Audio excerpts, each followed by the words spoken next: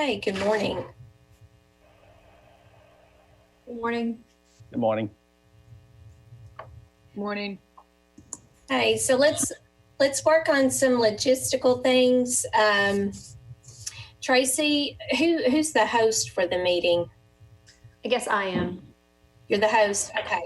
So what I think we want to do is make sure that if you're not talking, that you mute, and that way it cuts down on any kind of background noise or anything like that. Tracy, you can kind of also watch to see if there are any issues. The first thing, so we'll go ahead and call the meeting to order. Welcome everybody. It's good to see you. I'm kind of scrolling through, looking at each of you. So we'll probably have people off and on throughout the meeting time. But let's go ahead and do a roll call and check to make sure we have everyone, and then we'll, Tracy, was there anyone that you were expecting not to be available today? No, I think everyone's going to be here. Okay. And also just for everyone's benefit here, so everyone that we're seeing on the screen is a panelist and can talk, but the meeting's also being live streamed, right, for a larger audience? Correct. Okay, so just because someone's not showing on the screen doesn't mean that there aren't other people seeing or hearing. So just that way everybody's aware that this is also being shared with a larger audience, and we may have some hiccups and technical issues, and I may be the biggest one to blunder. So if anybody needs to send me a message to do something or not do something, or to talk slower or faster or whatever, just let me know. Okay, so I'm going to go ahead and call roll, and you can unmute, and if you have anything you want to say or share, any of our charter panel members, as we go through the roll, just please feel free. So Greg Rogers. Yes, ma'am. And he's here with his, are you sure you're not in the Duckwoods? Yep, I'd rather be. Understand. I was just going to get jealous if I see anybody with the beach background. Let's see, Dr. Kramers. Good morning, present. Okay, good to see you. Thank you, you too. Dr. Williams. Good morning. Good morning. Looks like you don't have any fancy background, so you must be hardworking from home. Yes, this is, I'm on Zoom almost every day, every hour of the day. It's become an interesting new normal, hasn't it? Yes, it has. Okay, Ms. Newton.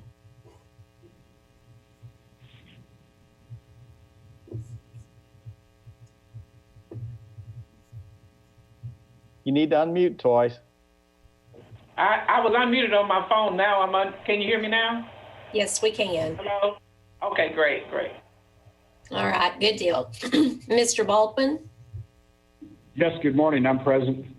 Good morning. Okay, so it looks like we're all here. Ready to go. All right, so this is where it's going to get interesting. I'm going to skip over to pull up the agenda as well and look at that. So the first thing we have on our agenda would be the consent agenda from our last meeting. Hopefully you've had time to look over that. And so do we have any questions about the consent agenda?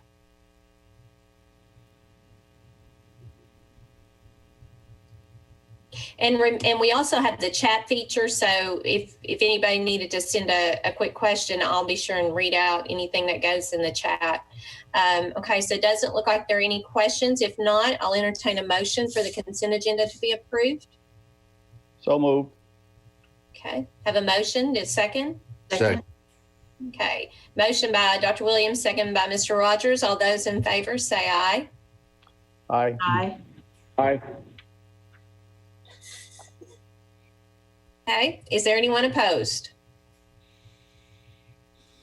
All right, the consent agenda is approved. Ms. Hyatt, just for my clarification, do we need to do a roll call on any of the votes? Or is it sufficient if no one objects? Sorry, I couldn't figure out how to unmute myself. As long as no one objects, I think it's fine. You don't have to do a roll call. But if you don't think you hear a majority, or if the vote gets confusing, then you can do a roll call. It's up to you. Okay, well, that's how I'll handle it then, as long as I hear a majority and there's no objection. If there is a case where we have an objection, then we probably would do a roll call just for clarity for everyone.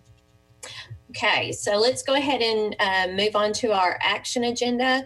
And our first is an amendment for the future school of Fort Smith. Ms. McLaughlin, you're recognized. Thank you.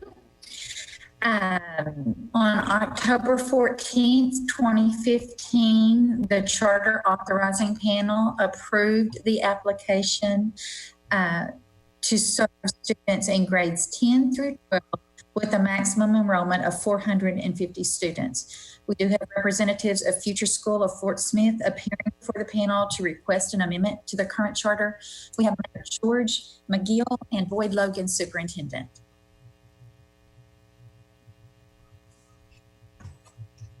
Okay, so we have, I started to say, Mr. McGill, would you like to speak to us this morning for just a minute before the applicant gets started with the presentation? Yes, thank you very much for allowing me to join you today. It's a strange time we're experiencing, so if you'll bear with me. I'm here to speak in support of Future School. I've had the privilege of watching this school blossom in its early development, even in its discussion stages, and our public schools embrace the idea. And from a business standpoint, as the mayor of Fort Smith, it gave us an additional channel of education for students. So I talk about it quite a bit when I'm talking to potential companies coming in. We talk about the diversity of our education and the different ways a child can be educated. And Future School has been a major addition to that conversation. The thing that I watched emerge from Future School is they've adapted something that I grew up with as a youngster many, many years ago. They believe in inspiring their students. That's where their strength is. They've developed a strategy to inspire their students to do well and be successful. And they do that by allowing them to get involved in our community. I've hosted several students and interns. Even when I was a state legislator, I hosted young people as interns. So they had a chance to see the insides and outsides of state government. I've also hosted one as the mayor. And they get a chance to experience these things firsthand. And they develop quite well because the teachers and the ones that are providing guidance are the leaders and movers and shakers and educators in our community. So it's quite common to see Future School students at the bank. It's quite common to see them at a medical facility. They're getting firsthand bird's eye view of what's happening in our community, which drives them to make good decisions about what they want to do with their lives. And I watch young people emerge. They were shy, but they've been given a chance to really spread their wings and be who they are. So with that said, I could probably talk much longer, but let me just say you could do no better than allow them to expand their program and take in that 9th grade class. It'll mean a lot to our community. Thank you. Thank you very much, sir, for being with us today and sharing that information. So I think if no one sees any issue, we can go ahead and move on to the presentation for this amendment request. And it's going to be a little different, I guess, trying to do the swearing in, but I want to make sure that anyone who is going to be presenting or speaking in opposition would be sworn in. So, Ms. Hyde, how does that need to be done? So I don't know what your screen looks like compared to mine. I can't see everyone at one time on my screen. So do we know how many presenters there are from Fort Smith? I think there's just the one. There are, No, we have 3 that will be presenting today as part of our presentation, and also Dr. McKenzie as well. So that would be 4. Will you all 4 raise your hand, and Dr. Pfeffer, see if you can see all 4 of them in the same screen? Not in the same screen, but I can go back and forth and see. I see 4 raised hands. Okay, then I think you can swear them like that as long as you can see them all. Okay. Keep your hands raised, please. Do you swear or affirm that the testimony you're about to give shall be the truth, the whole truth, and nothing but the truth? I do. I swear. All right. So we'll go ahead and start with the presentation. You do have up to 20 minutes to present to us. Are you going to share are we going to share a presentation? Yeah, so I'll share my screen and share the presentation to everyone, and then I believe we're gonna have this is Boyd Logan, Superintendent of Future School. I believe Trish Flanagan will start the presentation, followed by Allison Montiel, and then I'll finish up. And then if there's any clarifying questions, Dr. McKenzie will answer those as we get into the Q&A session. Okay. Can they share their screen, Ms. Webb, or? I think so. Okay. All right. You go ahead and we'll let you start sharing your screen, and I'll get my clock going here. Sorry, right now I am disabled from screen sharing at this point. Let me fix it quickly. Okay.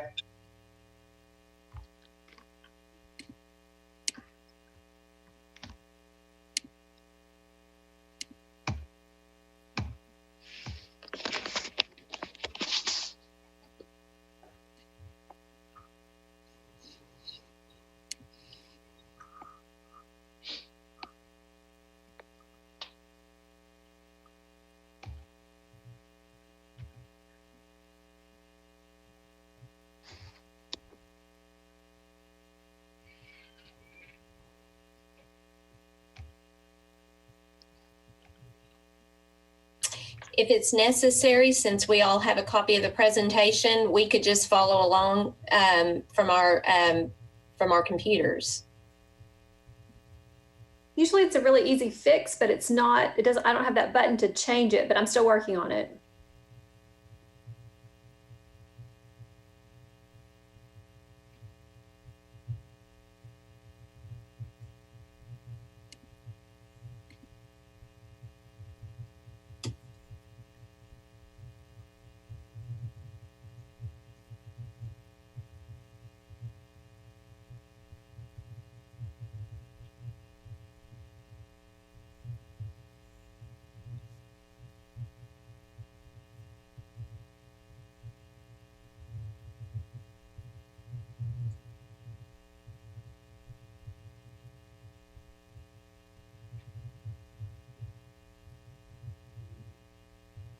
Okay, try it now.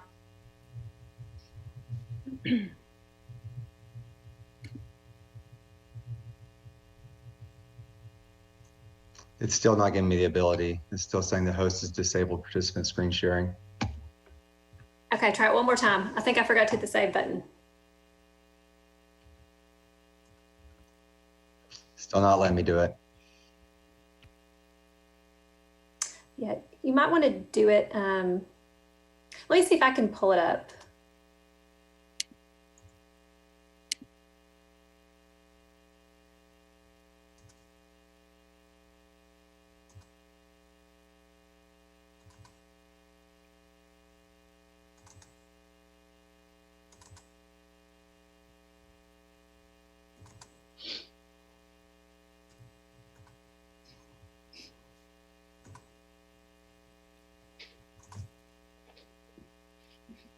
Can you see it? Yes, it's on my screen.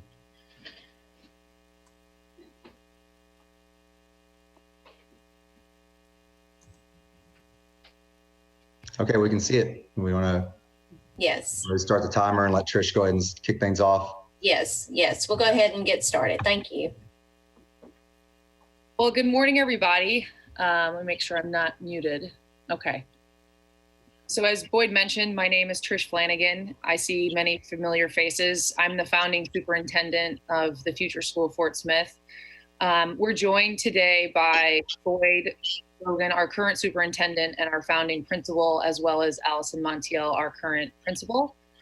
As well, we have Dr. Sarah Clark McKenzie from the University of Arkansas's Office of Education Reform, who will be speaking in the event that we request her assistance on a few items. And just to say thank you again to Mayor McGill of Fort Smith, who's been a supporter of ours when, like many, didn't know if we could pull this off, opening our doors in 8 months, getting a building ready, getting a staff ready, and growing as quickly as we have. So our team will go into some of the details of our successes and our areas of growth, as well as our amendment request. But as the sort of ringleader getting this plan together initially, I would just tell you guys about the history of the school and the why of what we're doing. If you can go to the next slide, we'll go ahead and move forward, please. So in 2014, I was asked by a community member, Steve Clark, who is a philanthropist and business leader in Fort Smith, to utilize my background in education and business and look at what kind of innovations are there in education that we could bring to Fort Smith. So I immediately began talking directly with students at the Boys and Girls Club, community leaders, business leaders, educators, and a resounding need was vocalized around the community, which is not unlike every other community I've ever been in, which is high schools in particular being more relevant and responsive to the workforce as well as students' interests. So to me, that was an exciting opportunity. I went and visited 30 schools in 8 states in the matter of 4 months. I was at a school every time I stepped out of my car to see, what was going on. And I saw a lot of trends that were picking up speed or, kind of flatlining based around how relevant they were to students' interests and had students in the driver's seat. And I saw a network of schools called Big Picture Learning, which is not a CMO. It's just a network based around a common philosophy of rigor, relevance, and relationships for students. And the way that this is done is through internships and advising for every single student every semester. That way, no one's falling through the cracks. And it just really resonated for me and my experience in the classroom and as a school leader. So we brought that model to Fort Smith. And I can say that we've had major success. And Allison will get into the details, but we've tripled enrollment in a matter of years, graduating our first class last year with students that from all across the spectrum of socioeconomic backgrounds. And it's just amazing, the community effort that's been made to make this happen. So we're asking today to be able to expand our time with students to further prepare them academically and professionally in the 9th grade. And at this point, I'll turn it over to our principal, our fantastic principal, Allison Montiel. Good morning. My name is Allison Montiel, and I'm the principal of Future School. I am super excited to be part of this very wonderful endeavor. And since we have opened our doors in 2016, we've had many successes. So I'm going to tell you about a few of those right now.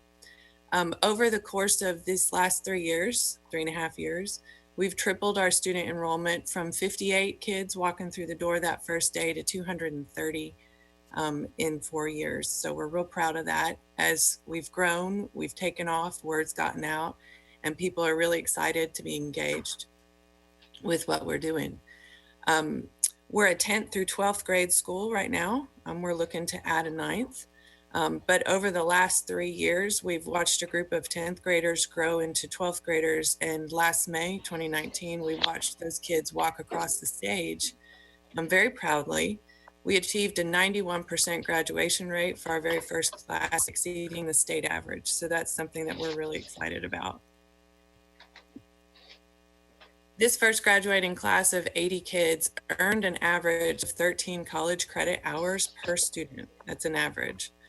3 of those kids graduated with an associate's degree from the University of Arkansas at Fort Smith in the very same week that they graduated from high school. As Trish mentioned earlier, our school is part of the Big Picture Learning Network, and we take very seriously the tenets of relationships, rigor, and relevance as core principles of what we do at the school. We have a very diverse community of talented, kind young people who tell us that they feel like our school is a family or a community. We do this by an advisor to student ratio of 1 to 20. So there's very deep, relevant, personal relationships that are built there. And we use those relationships to leverage achievement, to drive that achievement by leveraging that relationship in both their academic endeavors as well as their internship experiences.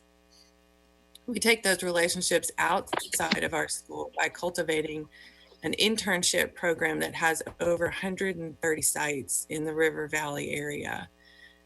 This is impressive in that it gives the students an opportunity to experience the professional world that they will enter upon completion of their academic experiences right here in our own backyards. So they see the possibilities and the excitement that's happening in the River Valley in a way that they likely would not have had the opportunity to do so. We do all of this while staying in compliance with the academic and fiscal expectations of the state. Future School annual expenditure per student is $9,500, lower than the state average. We do all of this, including our internship program, while providing an innovative public education option that is focused on building human capital and a professional network for each student. I'd like to take a minute now to talk about the demographic makeup of our student body. Ms. Webb, if you'll go to the next slide. Thank you. Our community is very representative of the community that we live in. So our student body mirrors our community, the community of the River Valley and of Fort Smith very closely. We are 44% Caucasian, 14% African American, 26% Hispanic or Latino, and 16% of our students identify as other races. We have a 74% free and reduced lunch rate, higher than the state average of 60%. We have an 11% special education population, almost matching the state average of 13%. And we have an 18% English language learner population, higher than the state average of 8%. We mirror the community that we serve. Demographic makeup of Fort Smith is similar to our student body, and so we feel like we're serving the needs of the whole community. We commonly talk with community partners about seeing our mission as building the next workforce of the River Valley. I'll now pass it over to Boyd, who's going to talk about some of the growth areas we've experienced as we've scaled. Thank you, Allison. I'm Boyd Logan. I'm the founding principal and current superintendent of Future School of Fort Smith. So we just talked a lot about our successes, and of course, with any new endeavor, there's also going to be challenges and areas of growth. When I was trying to think of how to present this to you all, I think that the easiest thing to do is kind of do a timeline from where we started to where we are now and kind of cover each of those years. We started in 16-17 school year. We took in our 10th grade class, that first group of students. They were really special. A bunch of kids that are willing to take a risk on a school that's just opening. Most of them signed up before we even had a building at that point. And so really, really interesting group of kids. And we thought we had it made at that point. We started off with about 50 of them, ended the year with 75 of them. And they were very high performing kids for the most part when they came to us as 10th graders, and they took that ACT Aspire. And we know that, a large portion of your letter grade comes from that 10th grade ACT Aspire if you're a high school, especially if you're just a 10 through 12 high school. And we received a B that year, and we were feeling pretty good about ourselves at that point. The thing is, though, in that second year, we had some what we call our growing pain year. Our reputation for really being able to inspire kids maybe who are a little disillusioned with traditional schooling at that point, or to take kids that maybe were feeling like they didn't know exactly what they wanted to do. Through our internship program, through our advising, we were really getting a reputation for being able to work with those kids. And so we saw a lot of kids in our second group of kids that came in 10th grade that were coming from ALEs. Our demographics shifted quite a bit. We had kids that they had a lot of challenges coming in significantly behind grade level. And, you know, we embrace that. That is what the school's about. Our school is about, you know, giving educational opportunity to everybody. It's about equity. And so we absolutely embrace that, but we certainly weren't ready for it at that point.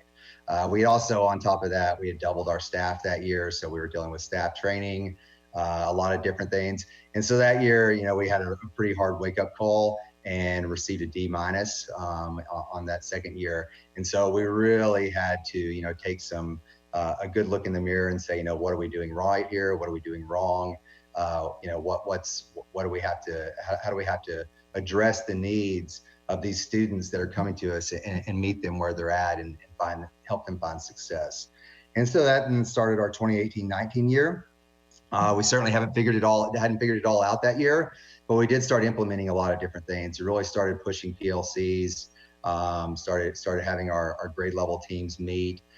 We started a pretty intensive RTI process as well.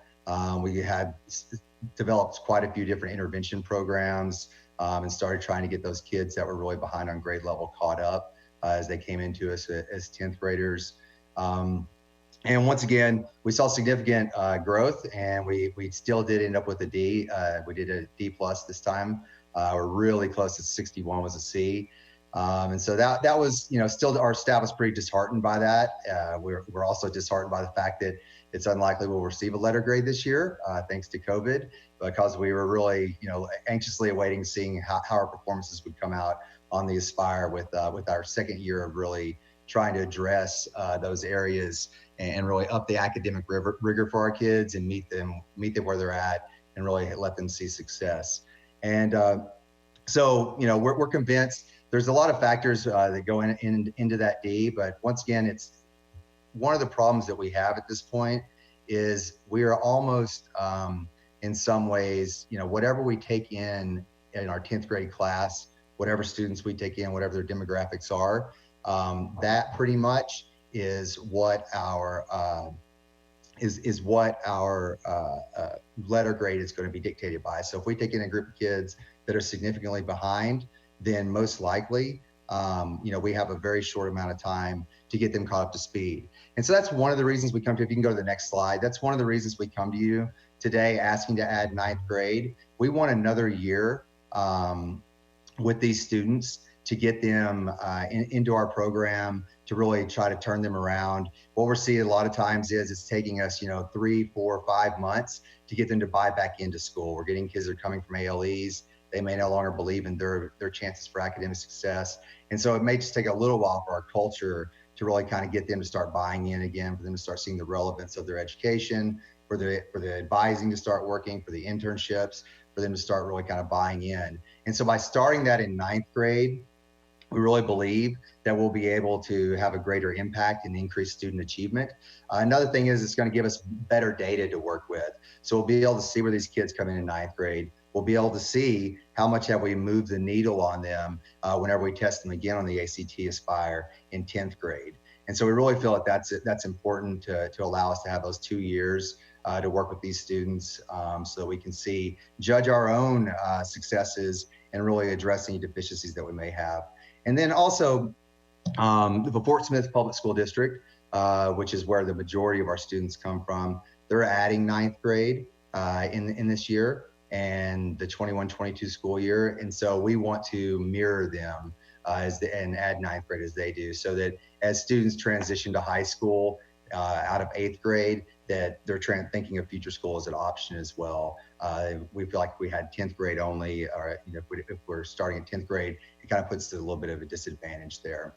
And so that's sort of the reasons that we feel like it's really important at this point to go ahead and get this approval to add 9th grade in the 21-22 school year. And I believe we have, you know, you've heard from all of us. We have a little video of a lot of our students talking about what future school has meant to them. And so if Ms. Webb could play that, hopefully it'll work. And we may not have, I don't know what our time is left. We can stop it at any point as we run towards 20 minutes. But I do think the video, people come visit us all the time, and we always let our students get in front of them and talk. And because we feel like that they're really the ones that are most important. They're the voices that need to be heard. So this video is for our students. That link is not correct. I just chat. Is that right, Boyd? I believe this link that's on there that was just an ad. Okay. Yeah, we're good.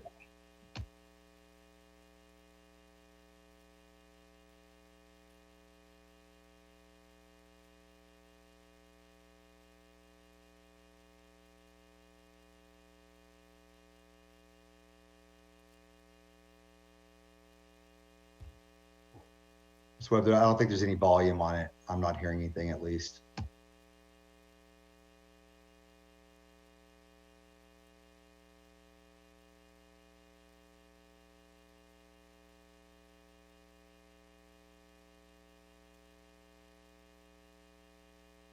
I think I needed to unmute. Let me start it over.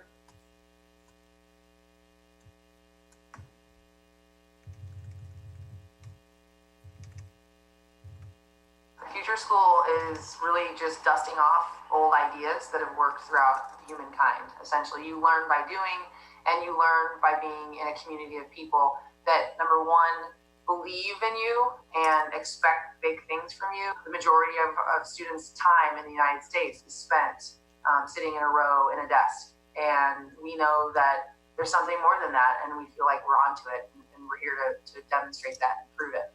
So what are your thoughts now, looking back at the 3 years where we are now? Success. CLP, Customized Learning Plan. Well, I guess the major thing would be the internships and the connections that you build with inside the community. And whenever I heard about Future School, I was like, this is different. I want to challenge myself to see if I'm doing as well as I am here, if I can do that anywhere. It's met the expectations that I didn't know I had. Coach E, he's amazing. One of the best coaches I ever had. Like out of grade school, everywhere. He's amazing. I chose to come to Future School because it was going to open a lot of new opportunities for me. So I came here to help me find my path. Future School has gotten really above and beyond. It feels like I've created a community outside of my own family that makes me feel like one of their own, and it also has furthered my advancement in education, like a lot more than I would have anywhere else. The biggest way it's given me skills is in the confidence that I needed to, work in a professional environment. And I think one of the ways that happened was just so consistently and frequently being put in professional situations and having to present in front of individuals older than myself and things of that nature. I think Future School in Fort Smith is one of the best schools that you can go to, especially for a kid like me who wants to do more than sit inside a building and do schoolwork. The field practice, how a young person can develop many abilities and learn the specific things from a true field. And that's what I truly recommend a Future School for this new generation of Fort Smith people. Just seeing how stuff I learned while being at school actually helped me achieve a job, basically. Since starting here, like certain people I've noticed has closed shop, open shop, and whether it be they're associated with us or not, students going out, working at other businesses and how they learn the ropes and like come back and tell me about it. So it's kind of like, it's kind of like a giant network as we described it before. So. And it's fun to see that it's not just in my grade, but in the entire school. Everyone's just like uniform. We know who we are. We know where we want to get to, and nothing in the outside really matters. Mario's been a favorite for our company. He's going to be missed. I really love this company and everything that it's done for me and my family. This company feels more like a family than an actual company. So I really like that. I know I want to come back and either work here or start a company like this. I chose to come to Future School because of the internship. Was the one place where I knew that I could get a lot of experience in the community, and I could find kind of the odd internships that maybe I couldn't find by myself. I had an internship at a mortuary, community mortuary, and it was one of my favorite experiences at Future School. It was very interesting. I think it's more like the family base that we have. I mean, if you walk through the halls in the cafeteria, you see everybody just talking, and you see us just having a good time, and we're all smiling. There's not really anybody at Future School left out. The big circles that we did talking about what Future School. We can stop there if we need to. We were just going to run out of our time with that. That's fine. What they're going through and learning of who they are as people really persuaded me to go and change myself for the better, and that's really what kicked into the high gear and pushed me to where I am now. As you move up to the different grades, the connections become more of a centerpiece than even the internship itself. Allows me to pull on different resources and work on my own projects. It's still connected to my internship, but I can reach outside my internship for research. Did I need to stop the video? It's a really good video. I just don't know how much longer it is. And if everyone is ready to go ahead and move to the question and answer phase, we can do that. Okay. All right. If we can go stop the screen sharing, maybe. And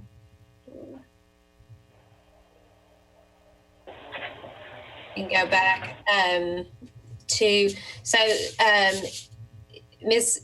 Hyatt, was there anyone on here that wanted to speak in opposition? We didn't get any notification that anyone wanted to speak in opposition, and we didn't receive any written comments either. Okay. We typically give the school, an additional 5 minutes if there was anything you didn't get to communicate, or we can go ahead and move on to the question and answer and go from there. I think we're ready to move on to the question and answer. Okay. All right. So why don't I do this? Why don't I just go down a list and let individuals ask questions, and then we can circle back around if anything prompts, if the discussion prompts any additional. So I'll start with Mr. Baldwin.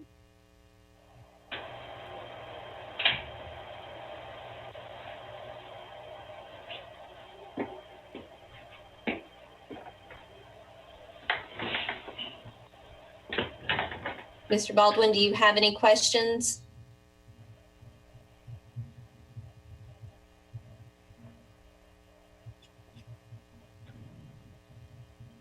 I'm sorry, I was on mute. Okay. Can you hear me now? We can hear you now. No, I do not have any questions at this time. Okay. Ms. Newton? No, I don't either. Can you hear me? Yes, ma'am. Thank you. Dr. Williams, do you have questions? Oh, I wouldn't want to disappoint anyone. Yes. Oh, it sounds like this is the right move to make, but I didn't hear any mention about your space. You're adding another class of students. You've been having 3 grades for a while now. You're going to add another one. How are your facilities able to handle the extra numbers?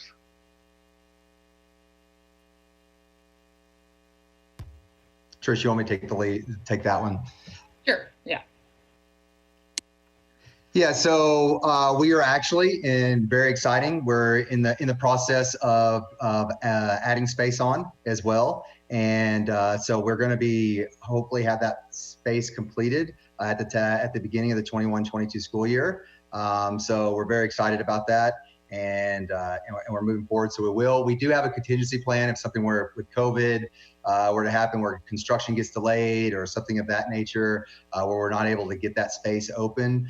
We anticipate that we'll have the space needed currently for at least that first class that comes in. We don't anticipate that we're going to immediately bloom up to 400 kids right off the bat, and so we do feel like it's that we'll be okay, but we anticipate that we will have the space for those students. Hey, a quick follow-up. What is your current enrollment cap And will the new students fit within that cap, or I noticed you're asking for a grade, but I may have missed it, but you weren't asking for an increase in enrollment cap. That's correct. Our current enrollment cap is actually, whenever we first came before, and we didn't know what the market was going to be as far as how many people were going to sign in. So we were super ambitious, and we said we were going to have 450 kids.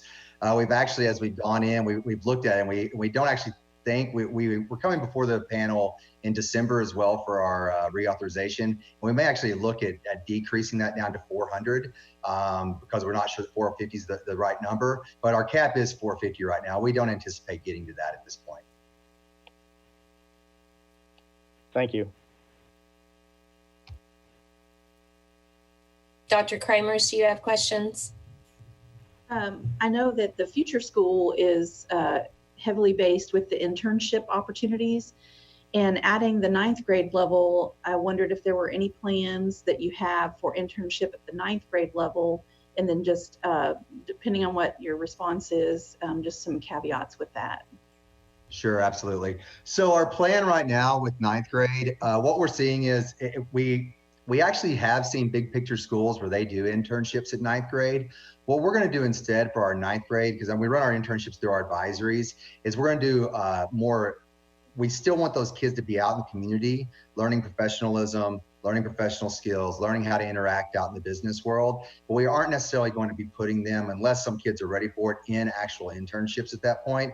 So we're anticipating group community service projects as advisory. We're anticipating tours, different things like that that are more, maybe job shadows, things of that nature. But really, that's an opportunity to get those kids ready so that when they hit 10th grade, they're ready to hit the ground running and get right into internships. We are having, right now, we do a lot of that work when they come to us in 10th grade. So it may take us until December to really get a kid into an internship as a 10th grader. And so by having that 9th grade year to really start building those professional skills, also to start letting them explore their career interests, things of that nature. So we feel like that'll allow us really in that 10th grade year to have a really immediate impact on them with their internships, to get them into a meaningful, solid internship.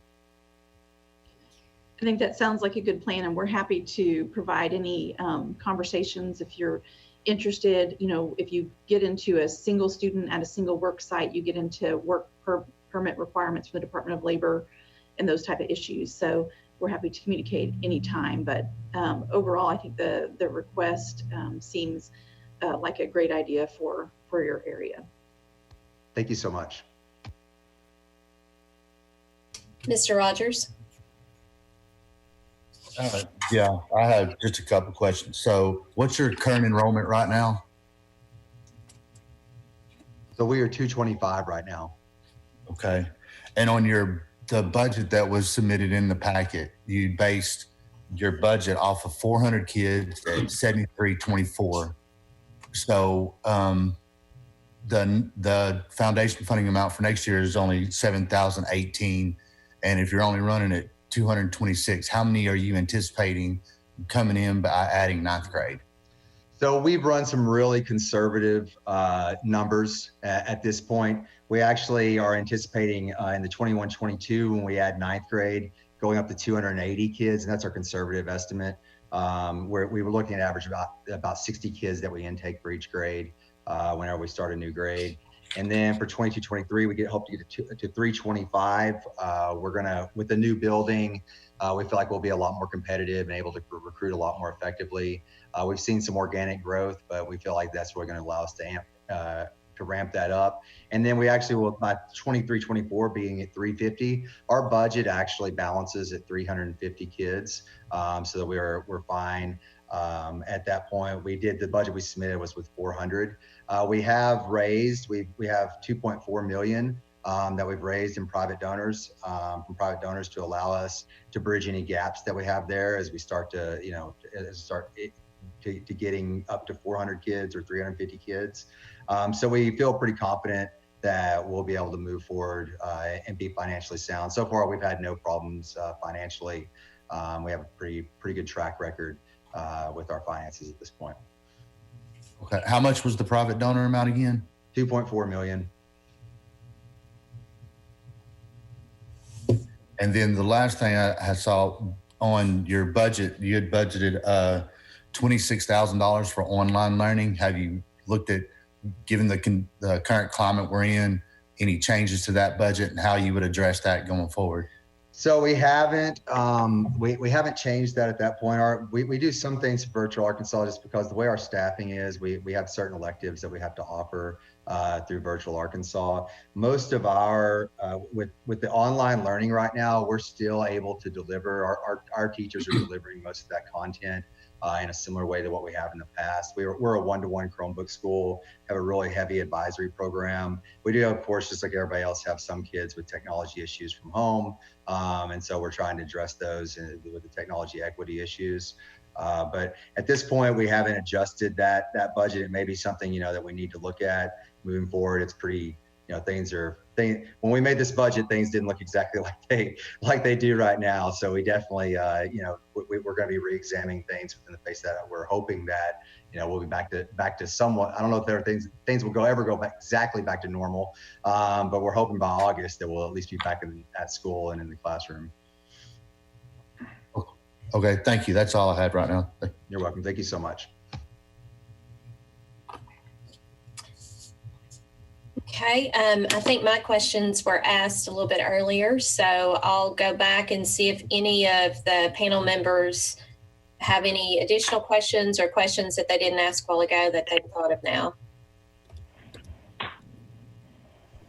I did just I know they mentioned it in the presentation, but I would love to hear just kind of plans on moving forward with the student growth plans, on any changes or additions with that will help kind of move up those numbers as you expand to the 9th grade.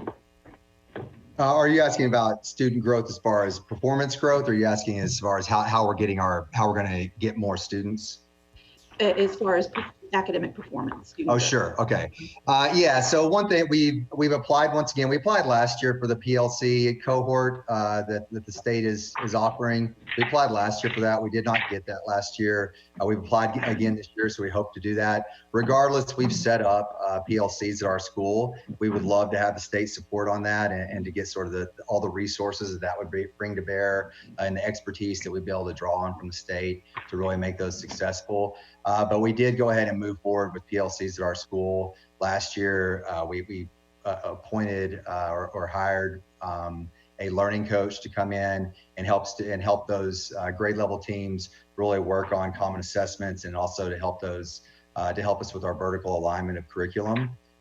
We've also started a robust RTI program. We have a period in the day that's that's twice a week where we can use for both academic intervention and enrichment. And so we've started to really identify kids in need of that. We're seeing a lot of, one thing with that is also we've seen, trying to find an effective program that works well. We found one that works really well for English at this point. We're seeing really good, the needle move on that with the Reading Plus software that we're using in conjunction with teachers working with those students. We're also, with math, we're actually moving to IXL this next year because we've had, we're moving to Star Math this year. We used IXL last year. We're using Star Math this coming year because we're seeing that it evidently is more effective. So those are a few of the things that we're doing. And really it's, we're also, our ELL population is, that's one of our areas that we've identified as an area of weakness as far as test performance for those students. So we're really trying to implement some effective strategies in the classroom. One of our learning specialists is working with teachers to implement more effective practices of working with those ELL students to help them. Thank you.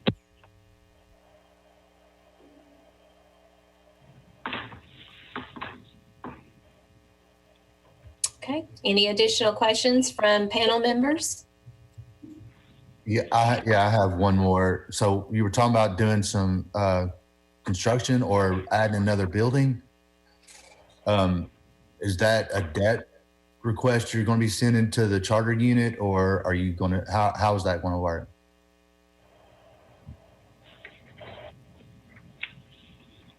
Trish, do you want to address that? Sure. Yeah, as Boyd mentioned, we've raised private investments from supporters locally, as well as foundation, philanthropic foundation money. So you will be seeing us again in the next few months once all the loan processing goes through and we've got that approved for your approval. But we're right now setting it up, structuring it as other construction loans have been approved, such that the department because the department cannot carry any debt. That should be in front of the panel, I would say June, July. Okay. All right. Thank you.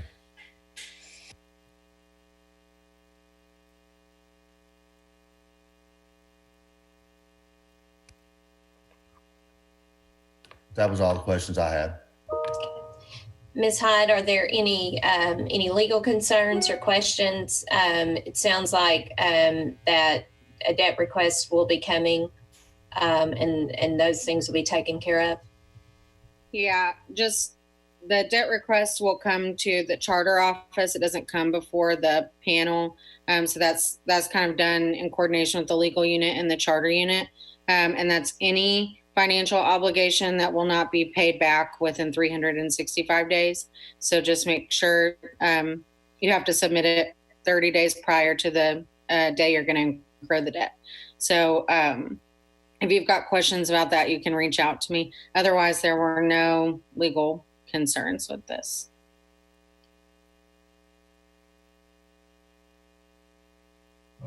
Dr. Pfeffer, may I be recognized, please? Yes, Mr. Walter, you're recognized. Hi, thank you.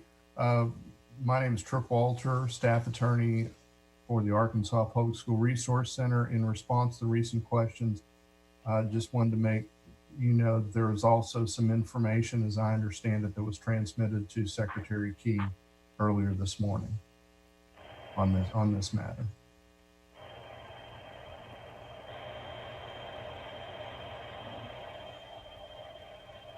Is this information that was transmitted to Secretary Key information that needs to be given to charter panel members before we take a vote? I don't believe so. It has to do with the financing, or the matters that Ms. Flanagan raised a little bit ago. Okay, you cut out. We didn't hear you. It has to do with what? I think it refers to the matters that Ms. Flanagan was mentioning a little bit ago. Ms. Hyde, you have any questions? I don't know. I haven't seen it. I don't know what he's talking about. So I have no idea. I have a question. Yes. Are we voting today just on the expansion to 9th grade, or are we voting on the construction, approval of construction? The amendment request is just for the addition of the 9th grade. The construction project, the debt approval process is done through the division, charter unit, and legal together. It won't come before the charter authorizer. I think it's just important to ask those questions when people are talking about construction to make sure they're aware they have to have the proper approvals. Okay, thank you. And that's, I'm sorry, I didn't mean to muddy the waters. I just wanted to give the panel the most up-to-date information I have. I guess a better way I could have phrased it was that we have started working with Future Schools, starting on that process. Okay, so let's just go back to then what the charter panel needs to focus on today. We're voting on the addition of the 9th grade. To just recap, the addition of 9th grade would not necessitate any type of increase to the cap. Is that correct?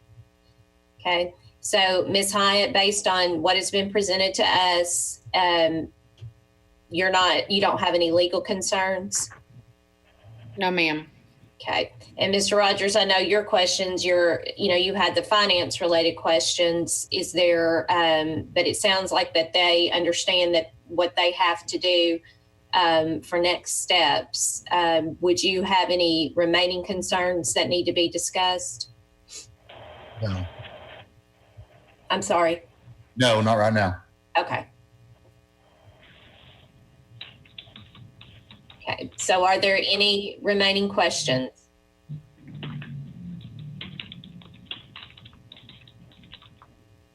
I don't have any. All right, panel, if there are no remaining questions and no remaining information that needs to be presented to the panel, then we can entertain a motion. I have a motion, Madam Chair. Okay, Ms. Newton. I move that we approve adding ninth grade to the future school, the ninth grade class to the future school, present structure. Second. I have a motion by Ms. Newton and a second by Dr. Williams. Is there any discussion on the motion? Okay, all in favor say aye. Aye. Aye. Any opposed? Okay, the motion passes, and congratulations on your addition of ninth grade. And we will see you, I believe you said you were coming back later for a renewal. Is that correct? Correct. It'll be in December. Yep. In December. Okay. The timelines run together. It's hard to keep up. So. I know. Okay. Thank you. Thank you all very much. Panel, we're not going in and recording anything, are we? I'm going to suggest that we don't. With the technology challenges, this is being recorded. I think everything was pretty straightforward in the conversation, unless legal or someone comes back and says we have to go in and record our votes somewhere. I think Ms. McLaughlin was taking notes and she was going to put them in the document anyway. Okay. All right. So I think if there's anything that any panel member wants included, if they would send those notes to Ms. McLaughlin, I'd rather us do it that way. Okay. All right. Panel members, does anybody need to take a brief break before we move to the second item?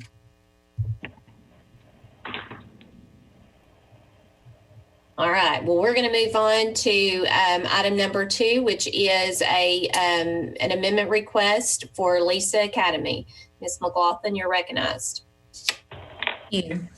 On January 12th, 2004, the Charter Authorizing Panel approved the application for Lisa Academy. The charter is approved to serve students in grades K through 12 with a maximum enrollment of 3,432. Representatives of Lisa Academy are appearing before the panel to request an amendment to their current charter.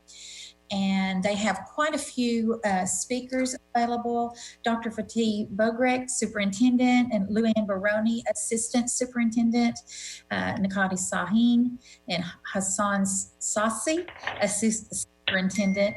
And there are, I am not going to attempt to read all of the list, but you will want to swear them in, of course, Dr. Pfeffer.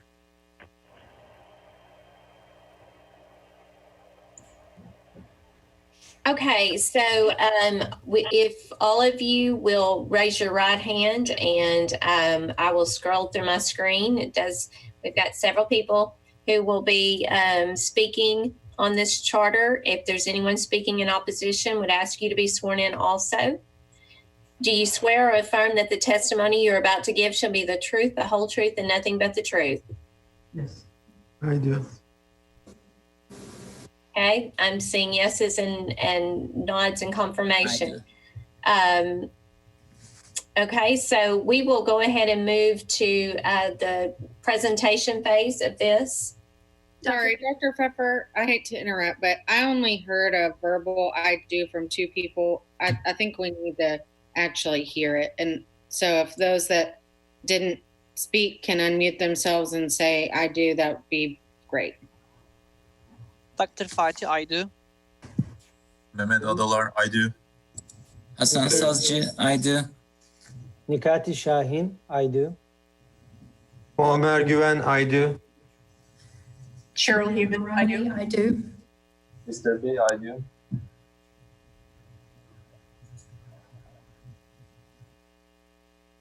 Thank you. Dr. Pfeffer, they should also be able to share their presentation now from their screen. Okay. Who's going to be sharing the screen and leading the presentation? Our Assistant Superintendent, Luann Baroni, she's going to present. Okay.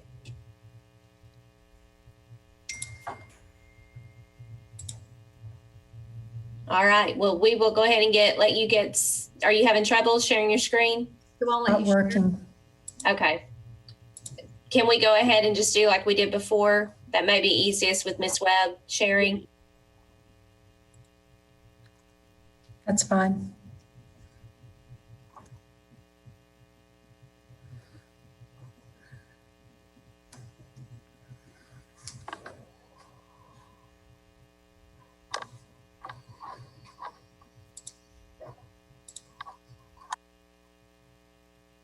Can everyone see it?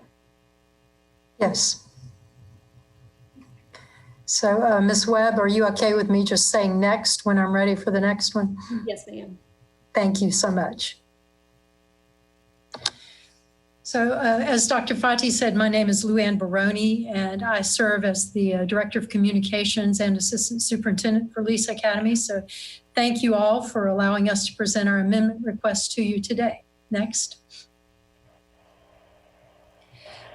Lisa Academy has been in existence since 2014, and our mission has always included providing an academically rigorous college prep program in partnership with students and family and community to guide all students in gaining knowledge and skills and attitude to direct their lives, improve a diverse society, and excel in a changing world by providing dynamic and resource-rich learning environments.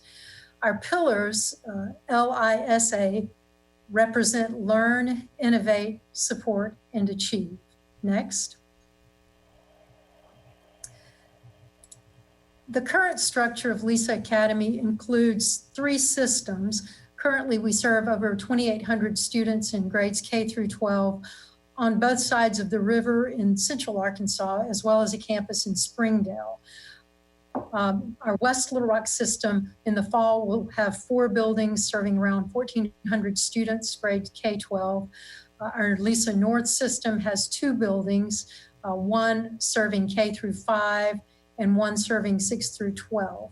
And our Lisa Academy Springdale campus currently serves around 230 students in grades K through 8. Our current cap is 3,432. And as you can see from the map, our locations are indicated there with our 3 different systems clustered together. Next slide. What has made us successful over the years is planning academic success for all of our students, regardless of how they come to us, embracing the diversity of our students and our staff, preparing all of our students for college and careers beyond college, embedding STEM in everything that we do, involving our parents and guardians, and of particular importance is collaborating with other schools and community organizations. Next. As you can see, we have a proven track record of student achievement and growth as represented by our most recent school letter grades. And there's a comparison there of our performance as it stands up against Pulaski County, which is where most of our campuses are, and the state of Arkansas. And if you'll note the little note at the bottom of the screen that we can't see there, Lisa Academy North High School has actually had the highest growth in the state for 3 years in a row. Next. Our student engagement goes beyond just the classroom. Our students are involved in science fair, multiple academic competitions, sports, and a lot of other extracurricular programs beyond just the academic program. Next. The diversity at Lisa Academy has steadily increased. We've increased both our low income and our minority student populations each year since our inception. Our current minority enrollment is around 80%, and our current free and reduced lunch population is at about 64%.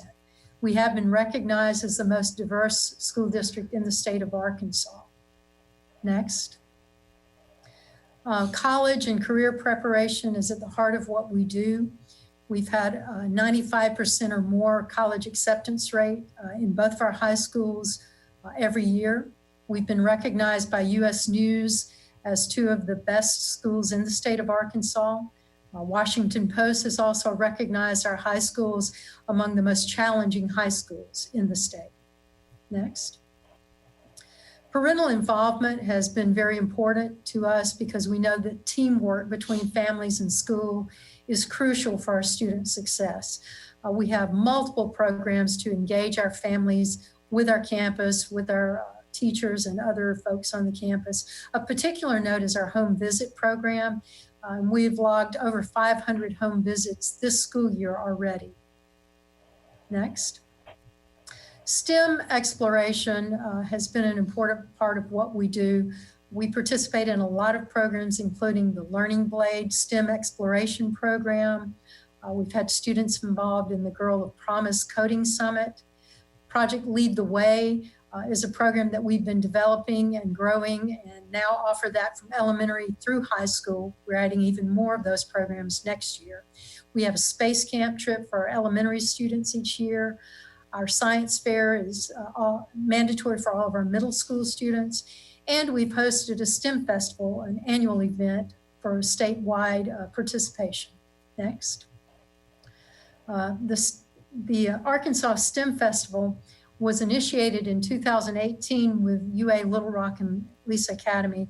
We held the 5th annual STEM Festival last year on March 8th, and we're scheduled to hold the 6th one on March 13th. Unfortunately, that was the day schools closed, and we chose not to hold that in an abundance of caution. We hope to reschedule that and get back on track with that. We had over 2,000 folks registered to attend that again this year. Next. Another STEM initiative that's been very important to us in the last few years is our solar car team. They won 5th place last year in the National Solar Car Challenge race hosted at the Motor Speedway in Dallas, Texas. And that was hosted over several days in July of 2019. You can see the team there, and even Governor Hutchinson did a test drive on the car when we first got it ready. Next. Another really important component to what we feel like we're charged with doing as a charter school is collaborating and sharing our best practices. We've participated in multiple ways in doing this. One of particular interest is our pilot program with Arkansas Circles with special education services. We've also hosted a conference for educators from across the state. We have worked together with the Little Rock School District, sharing some of our best practices with the superintendent there. We've met with Springdale School District as we opened our campus in Springdale. And we've had multiple schools come to visit us from across the state and even from other states to observe some of the things that we're doing effectively. Next. A recent collaborative effort, as some of you have already heard about, is our collaboration with Ozark Montessori Academy in Springdale. We had a partnership in the 2018-2019 school year, and Lisa Academy provided consulting and support services for their academic program. And you can see the results represented here. After working with them for one semester, the improvement on their ACT Aspire was very encouraging to us. By providing some of our supports and systems, the students were able to see some real significant growth as a result of that. A lot of that we contribute to the groundwork we did in the beginning. You can go to the next slide. We worked very hard to connect with the staff there, with the parents and the community, providing information nights for the current parents, meeting with Latino and Marshallese community leaders. Next slide. We provided information nights for families in the Hispanic and Marshallese communities and provided translation to help them and support them, and even to help them with applications if they were interested in applying. Next. As a result of that, we met, as I said, with Springdale. We hosted the OMA students at our STEM festival last year, and we took our robotics students up to the OMA campus. Some of our high school students did a robotics demonstration for the kids there at OMA. Next slide. And as a result of that, we successfully were able to open Lisa Academy Springdale in August of 2019. with around 230 K through 8 students. That included over 100 students who were previously enrolled at OMA at the time of the transfer of the charter. Next. And while we were also doing that, we successfully opened a new building for our Lisa North system. We opened a 6th through 12th grade smart campus, complete with a large gym, which our students were very happy about. We had our grand opening of that on October 3rd of 2019, and that's been a real boost to that population there. Next slide. We are currently involved in another partnership with Little Rock Preparatory Academy. We agreed to a partnership for the 2019-2020 school year. We've provided a project manager and some other staff to provide some consulting services to them. They currently are serving around 255K students in 2 buildings, one on Spring Street and one on West Markham. They are a CEP school, meaning that all of their students are qualified for the free lunch program. Next. After approval of the merger of Little Rock Prep and Lisa Academy, both schools have been working together through this transition. We have offered priority consideration for employment to current LRPA staff for next school year, as well as offering priority enrollment for the current students of Little Rock Prep. In the fall of 2020, we plan to open a new high school campus in the building that was previously the middle school for Little Rock Prep. It's located at 6711 West Markham. This has allowed us to reconfigure our West Campus schools and will allow us to add a makerspace at the current middle school campus, and will provide seat space for all the Little Rock Prep students who have chosen to enroll at Lisa Academy. Next. As we look at expansion to investigate the feasibility of expanding, we formed an exploratory committee and took a look at some important criteria that we felt would give us an indication if an area could handle expansion. The important criteria we looked at are a student population of 10,000 or more, limited school choice, population growth, proximity to college or university, diversity in the community, and industry that demands STEM-trained workforce. Next. When looking at the Rogers and Bentonville area, Benton and Washington counties have grown steadily since 2014 and have current student enrollment of almost 89,000 compared to Pulaski County of 60,582. Next. There is relatively limited school choice in that area when compared to Central Arkansas. Next. Washington and Benton counties have both high projected population growth over the next 10 to 15 years. And with that continued population growth, the demand for more capacity and choice for students also increases. Next. Northwest Arkansas offers a unique opportunity to be near Arkansas's largest university, the University of Arkansas. In addition, there are other colleges and higher ed institutions there, including John Brown, Northwest Community College. Next. With a history and culture of appreciating and embracing other cultures, Lisa Academy schools are a perfect fit for an area like Northwest Arkansas, which is home to many cultures and languages. Next. There is an industry that demands a STEM-trained workforce with organizations like Walmart, Tyson, J.B. Hunt, and other local ones like Superior and Washington Regional. Lisa Academy schools in Northwest Arkansas will help to prepare students to enter that workforce qualified and ready for the next step.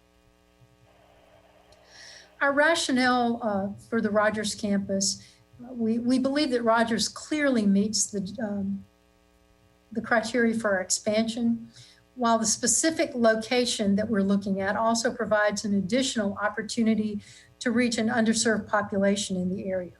Lisa Academy has provided a highly successful college prep STEM-focused educational option for families in Central Arkansas for over 15 years.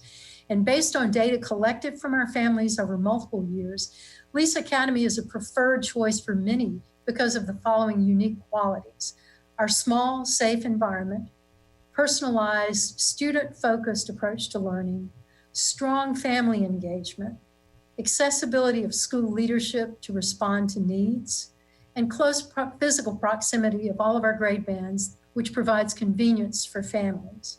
Offering a different model to families in the Rogers and surrounding community will provide a choice for families who prefer a free public education in a smaller, more specialized environment. Adding a second campus in the Northwest Arkansas area will also allow Lisa Academy to better support our already successful Lisa Academy Springdale campus. Next.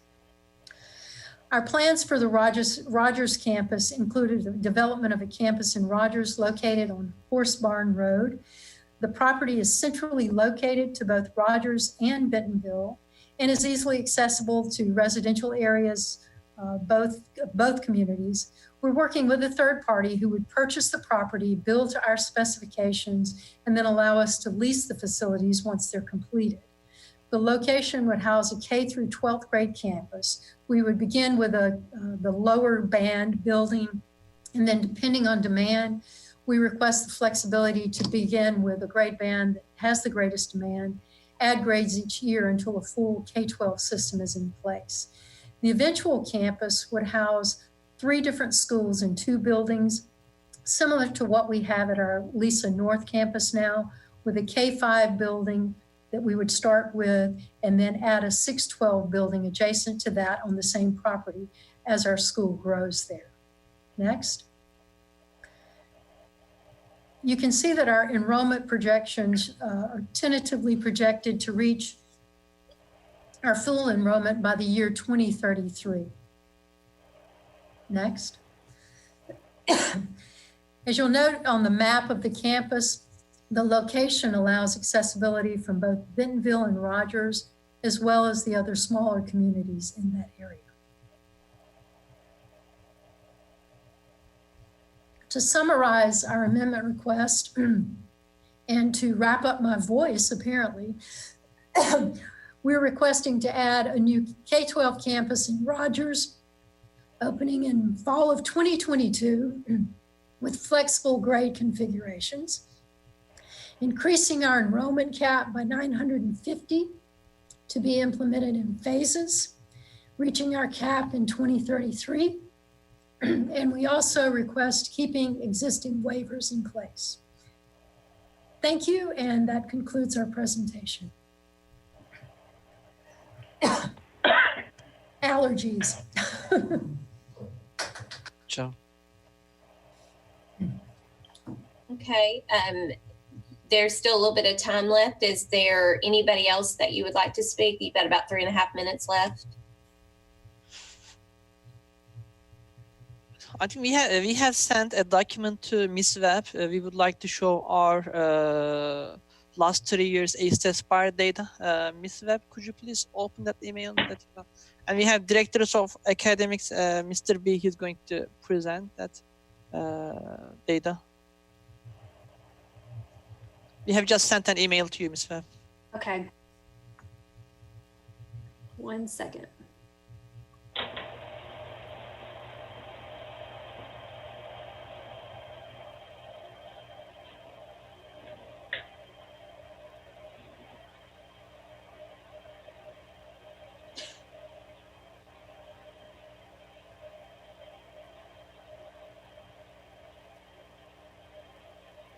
Is that the correct one? Yes, Mr. B. Hello everyone, this is Mr. B, Director of Academics for this academy. So I got this data from my school info for all the districts, and this is showing. Can you make the screen bigger? Yes. Thank you. This shows all the districts around these academies with their ranking for their growth percentile.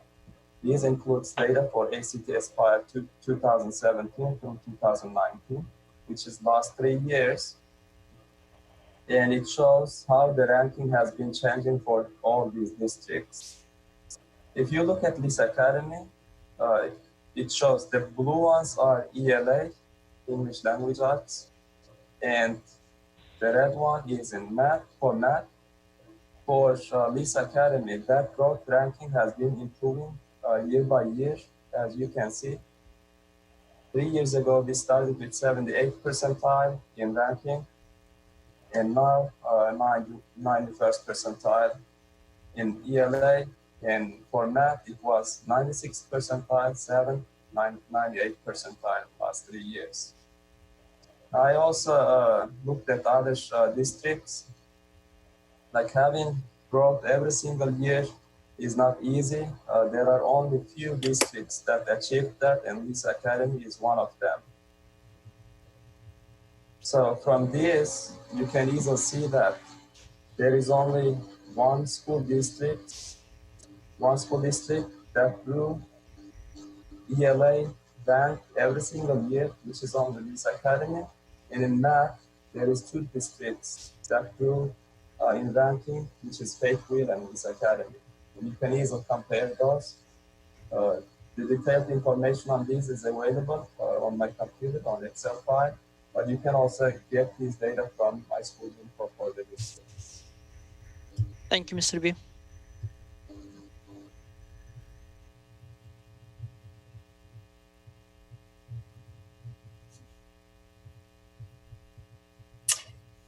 Okay, if there's not any more that you would like to present, are you all ready for us to ask you questions? We are ready for the questions. Okay, well, we will do like we did before, and I'll just go down our list, and that way we make sure everyone gets to ask a question. I'll start with Mr. Rogers this time. And do you want to start with any questions? Okay. I guess how many expansions has Lisa had in the past 3 years?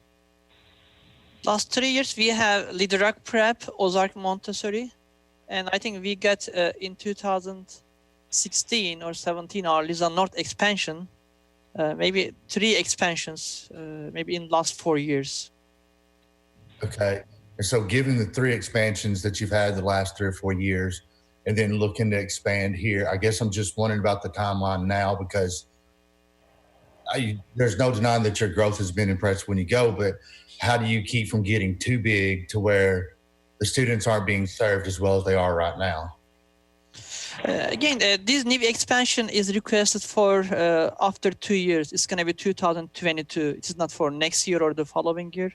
Just right now, we want to get the approval. The construction is going to begin, and then the school is planned to be opened in 2022.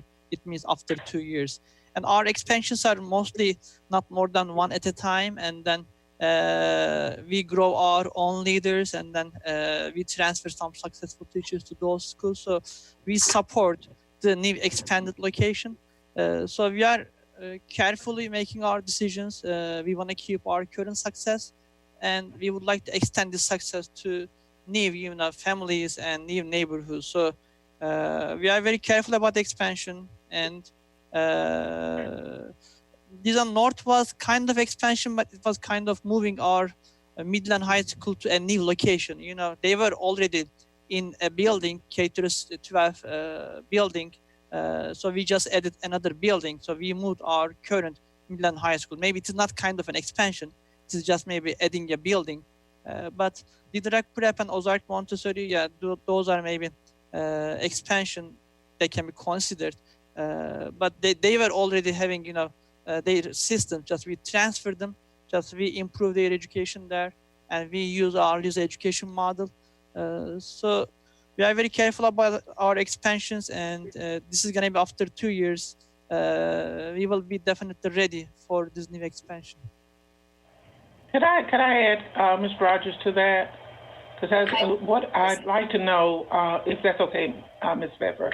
Yes. What are the lessons learned? I would assume since the expansions have been ongoing and we're looking at, a pretty high cap, what are your lessons learned from the past expansions, the things that will not be happening this time that maybe you did in the past?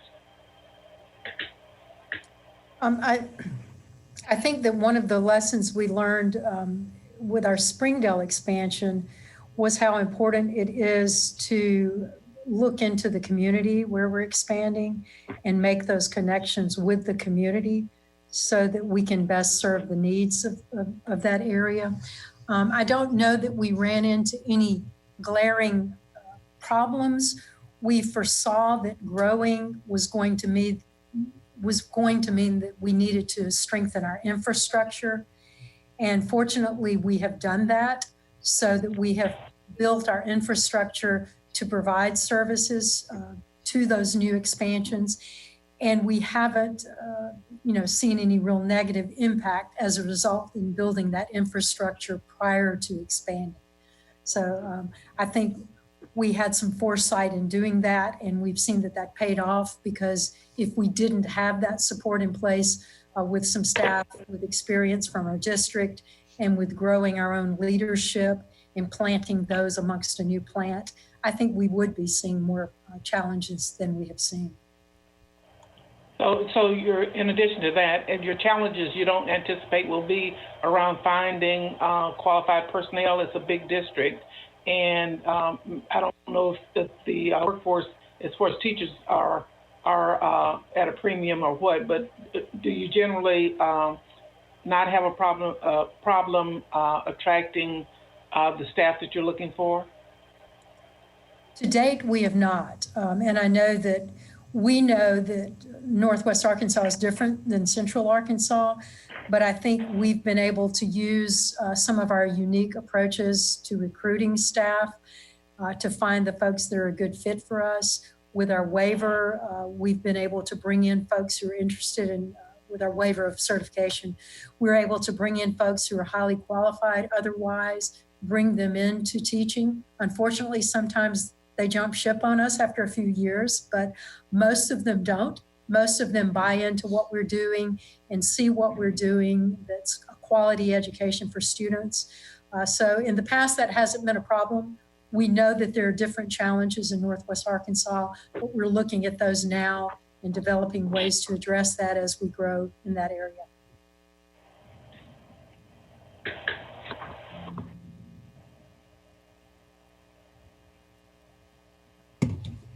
Okay, Mr. Rogers or Ms. Newton, do you have any additional questions? I don't. Yeah, I do. Okay. So what communication has been going back and forth between y'all and the Rogers and Bentonville school districts? We invited those superintendents and also assistant superintendents to our schools. We are still waiting for their answer, but I had an opportunity to talk to Bentonville superintendent, but we couldn't reach Rogers superintendent, but we showed our efforts. We tried to reach them. We invited them to our current Springdale campus. Maybe they are busy, maybe they couldn't make this, but we will continue. But we've already scheduled a visit from Fayetteville superintendent. We went to Springdale School District. So we are collaborating with them. We will continue, but we tried to reach them many times. So how did they feel about this expansion into their districts? I mean, has that been met? Yeah, again, I talked to Dr. Jones, Bentonville superintendent, a few months ago. I explained our, plan. Again, since Northwest Arkansas is growing very fast, I think in 30 years they will double their population. I know that they are also adding a lot of new buildings. I think this, expansion is not going to impact them negatively at all because the population is already growing and diversity is there. There are 36% LEP students in that region, and these academies do great, with diverse population. I think. I hope we will have a collaboration between them, and then we will share our best practices as we do in Little Rock. I think it will be also advantage for them. And some families, they are looking for a small environment, and then this can be a great fit for them. But I'm sure they are adding more buildings, so they don't have any enrollment concern. And as you see today, no one is objecting from those districts. So I think they're positive, but we will continue collaborating and reaching out to them. And I just have one more question, if I can. on the enrollment cap. So what's your current enrollment for all your schools right now? Around 2,800 as of now. And you're already at a cap of 34, 32. So that's still a little over 1,000, 1,200 students that you could add. So I'm just wondering why you're asking for the increased cap to go up on that. And so, given, I know Bentonville's the one growing, but as overall as a state, the total population of students isn't growing at as fast a pace as it traditionally has in the past. So I would just, if you could speak about why you're asking for another 950 right now. So 950 we are asking is only for Rogers location, and the other, around 400 we transferred that cap from Liderak Prep. So we will bump up our enrollment, to 3,400, including Liderak Prep transfer this summer and maybe next summer. So just this 950, we will start with 216 the first year in 2022. This is for only Rogers location. And I think we showed our projection. So we will reach this 950 in 12 years by 2033. So we are not going to use this cap in 2 or 3 years. We will use this cap in 12, 13 years. But we need this cap because right now a third party is investing on building facilities and leasing to us. So they will buy the 20 acre land. So they need to see that cap increase. So by this way they will invest on that and we will use that cap. So we are not going to use this cap right away, but we need that cap to be able to construct the building, make our facilities ready in 10 years to accommodate those 950 students.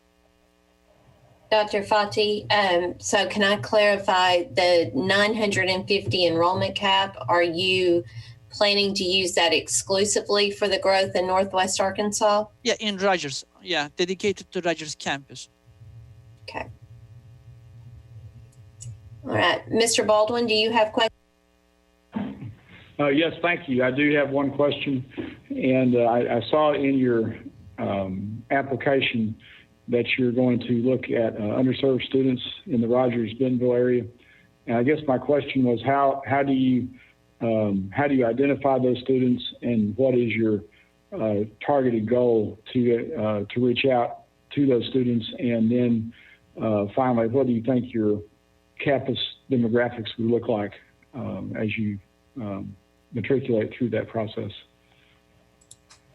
I'd like to ask Mr. Hassan, who's our Springdale campus leader, to address that. He's taken a look at some of the demographics and where particular communities are located. He's also been working with the Hispanic and Marshallese population in that area. So Mr. Hassan, would you like to address that regarding our outreach to those communities? Yes, hi, this is Hassan Sadji. I'm the Assistant Superintendent of Lisa Academy and Principal of Lisa Springdale.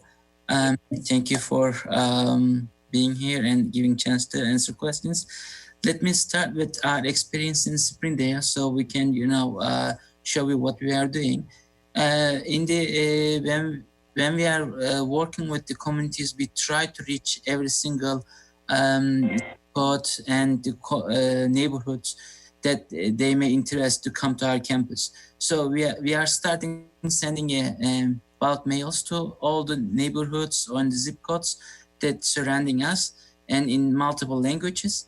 And also we are working with the community members and groups of community partners such as Rooted or Marshallese Coalition. So we are reaching them and we are asking them to support us to translate our message to their communities. And for that, last year and this year, we had special open houses for each individual minority groups like the Hispanic populations and Marshallese populations. And also we have translators for them to come to help translate the message to them and answer their questions in their native language.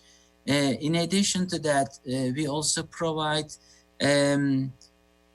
registration support and application support with the technology. And we were letting them come to school and visit the school environment with the translation available to ask their questions. In addition to that, we are making, like radio ads in Spanish to, reach those communities. And with this effort, we have a very positive feedback for all our communities so far coming and completing the applications and, willing to be part of our school system in Northwest Arkansas, specifically in Springdale. Our goal is the same, to go with the Rogers. We are going to invite all the zip codes with the bulk mails, and then we will host open houses. And also we will reach the community members and use our current connections to reach the minority groups and giving opportunities to translate our message in their languages and answer their questions. And also we are recruiting, staff members in our campuses to support those members in their languages to eliminate language barrier. This is our plan to reach the community and to make sure they know what we are trying to do and what they can expect, and reach us to learn from our programs in Northwest Arkansas. Also, we are working with a professional advertising company, so we mail out our postcards to all houses, and also we have social media and some advertising like billboards. So we try to reach out everyone to make sure they are aware that Lisa Academy is opening a school there. Okay, thank you. Thank you. Okay, Dr. Williams. Yes, most of my questions have been covered, but what general area are you all looking to build in Bentonville Rogers? And what I mean by general area, I live here in Northwest Arkansas, so very familiar with the demographics and where they're located at. Springdale demographics is just a little different than what Rogers is, because most of our Marshallese population is over in East Springdale here, along with the Latino population. So if you're going to be locating in Bentonville, Rogers area, are you any idea of whether you're going to be on the west side or east side of I-49, and whether you would be in the, I'd just say the southeast part or the southwest part or the northwest part of those two, one of those two cities?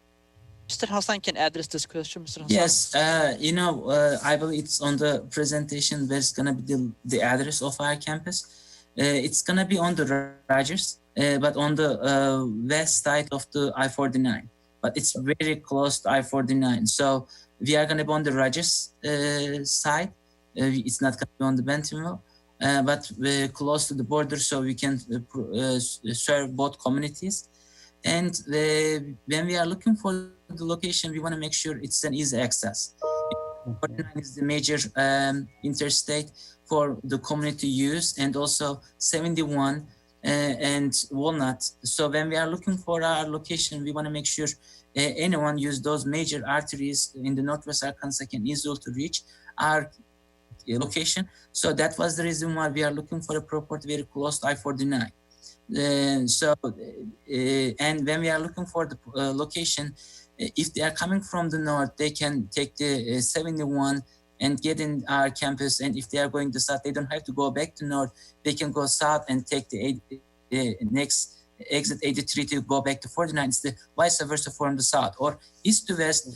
Walnut and Walton streets, they are all really easy accessible. And we are not building on the major roads to eliminate the traffic problems. So Hosborn Road is not a major road, but very close. So with this location and the traffic or commute for the community is going to be easy. And we know that, the people are working both sides of the 49, like the Rogers side or the Bentonville side. So with our location that we are proposing, it's going to serve both of those communities' needs. And also, there are lots of businesses around, and the people wants to have convenience when they are going back to campus, like their work, and to drop off. So there's a medical center close to there. There's a big place. So I believe the location is going to be really convenient for the Northwest Arkansas. Okay. And will you all are you looking to provide transportation, running a bus or something? In Northwest Arkansas, you have pockets where communities live, and a lot of it is based on socioeconomic status. So if you're looking to bring in lower income, you're not going to have a lot of two-car families. And the vehicle usually would have to go to work with the family member that's working. So if you don't have a neighborhood type school, then you're going to have some type of a transportation to get low income kids to your building. At this moment, we didn't make any plan for transportation for Rogers, but for our Little Rock Prep Academy transfer, expansion, we are going to provide transportation from downtown to our Central Arkansas Elementary, Lisa Chenal. So I think we will have our first experience next year, and we are going to open this school in 2 years. And then maybe after this experience, we will definitely consider your recommendation, your suggestion, and we will look at the area. We will look at the applications. If there is a demand for transportation, we will definitely consider the needs of the community. Okay, well, that's good because we have pockets here. We kind of have haves and have-nots due to the growing area. So housing patterns are, like, for example, we don't, the downtown areas are becoming so gentrified now that it's forcing others to kind of move on the outer parts of your downtown area. So if you're located in a place where there are not low-income families they may have trouble getting to your school. I think our location is great because it is 10 minutes away from Rogers downtown and also Bentonville downtown. I think it is the best location to be on the border. So it's a great, location, but definitely we will consider maybe transportation based on the need. Yep, and I like your marketing plan that you all talked about. That's going to be very helpful. Thank you, Mr. Williams. Thank you. Dr. Kramers, you have questions? Yes, I was just going to ask, part of the presentation mentioned that you wanted flexibility to add grade bands where there's highest demand, and I just wondered what your projections look like for what your plan is based on those projections on how you will add the different grade bands. Our projection was starting K through 6 and then adding 1 grade level each school year. This is our projection. But based on the demand, or maybe if we won't have enough students for maybe some grade levels, this is why we asked the flexibility. But our projection is in 2022-23, starting K through 6 and adding 1 more grade level each year. And then maybe a whole K through 12 system we will reach in 2028. So we will have all grade levels. This is the projection. But based on the demand, we can reach this goal early or late. This is why we ask the flexibility based on the application numbers. Okay, I guess just there wouldn't be an instance where you would have starting with the lower grades and then there's a high demand for high school and then there's nothing in between yet, like there wouldn't be any. I think we don't want to open high school before opening our middle school. First of all, we need to establish our middle school and then we can open the high school. For the high school, when you start with small numbers, you need to make sure you offer the required courses. So we prefer to start as a 9th grade, not having 12 or 10th graders earlier. So first of all, we want to establish our middle school and then establish our high school. Okay, thank you. And then my other question would be, would it be possible just to go through, Mary Claire, just what waivers are in place? Because I know they're asking just to keep the existing waivers in place. Can we just run through the waivers they have? Give me just a second to pull them up, okay?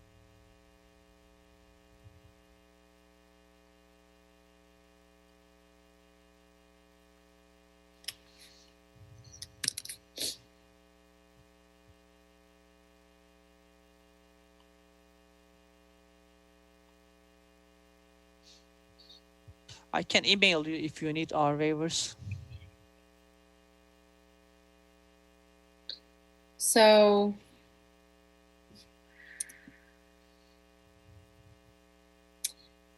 they have waivers for alternative learning environments, board of directors, class size and teaching load, counseling licensure, 120 clock hour requirement, some discipline statutes, teacher fair dismissal, employee fair dismissal, the test system, teacher excellence and support system, the evaluation system. They have some waivers that apply to facilities like flag display and things like that. Guidance counseling, library media specialists, instructional materials, non-instructional duty time, personnel policies, duties of the principal licensure, salary schedules, minimum compensation, school elections, the position of the superintendent licensure, teacher licensure, transportation, excuse me. I think that's mostly it. What is the transportation waiver? I believe they just have a waiver so that they do not have to provide transportation, or that if they provide transportation, it's not necessarily done as it's stated in the law with school buses. And I wasn't around, I don't think, when they originally got those waivers, so they might have a different rationale for having those, but they have a waiver from the law. The law does not necessarily require that you provide transportation, but it does require that if you provide transportation, you do it in a certain way. Okay, thank you so much. Sure.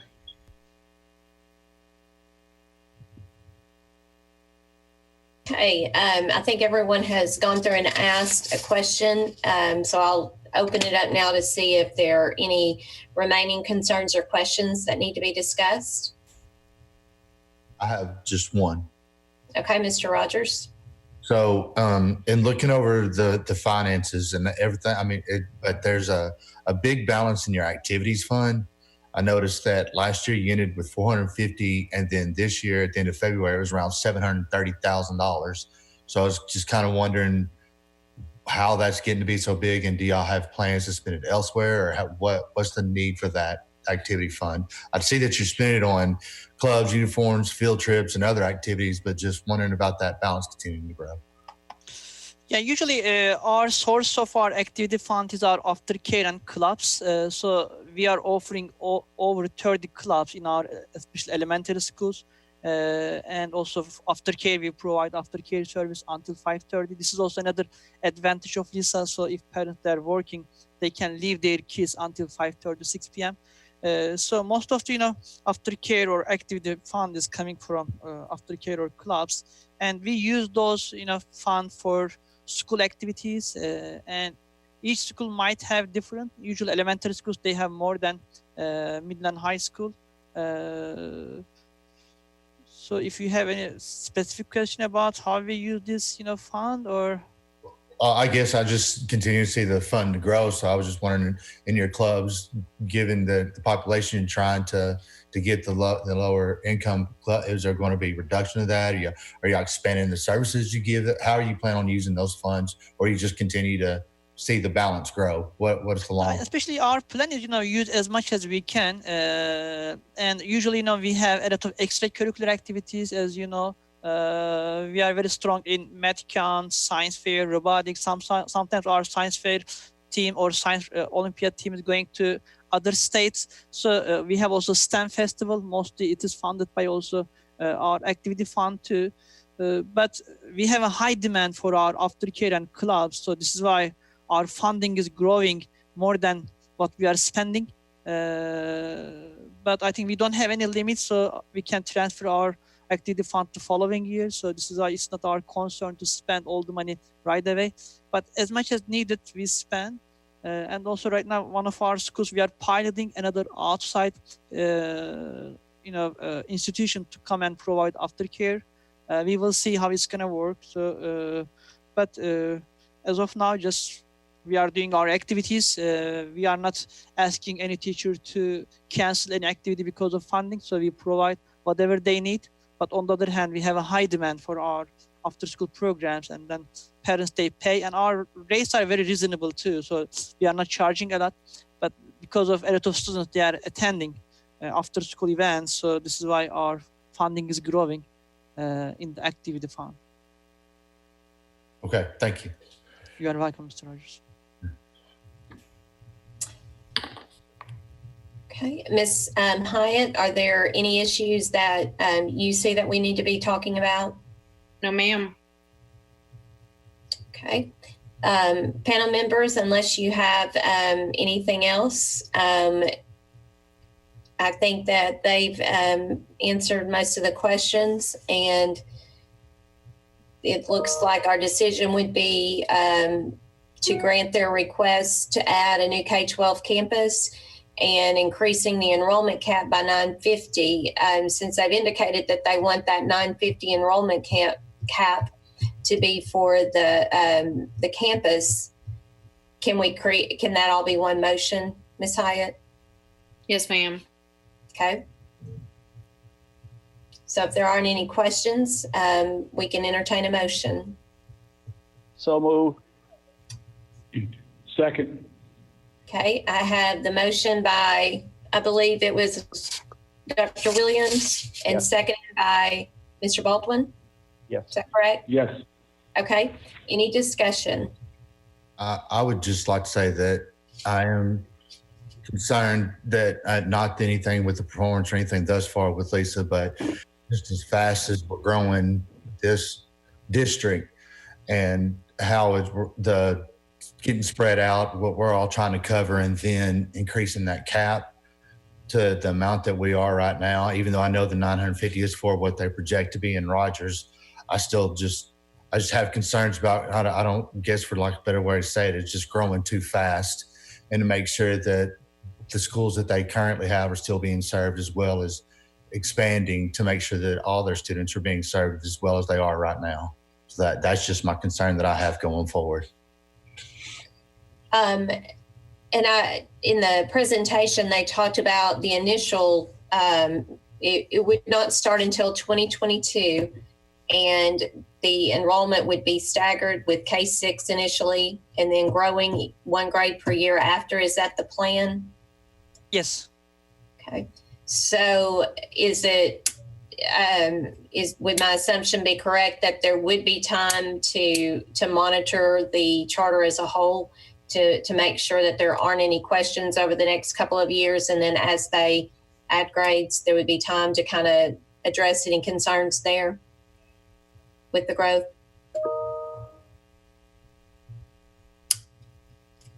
We can certainly Yeah. monitor the school, yes.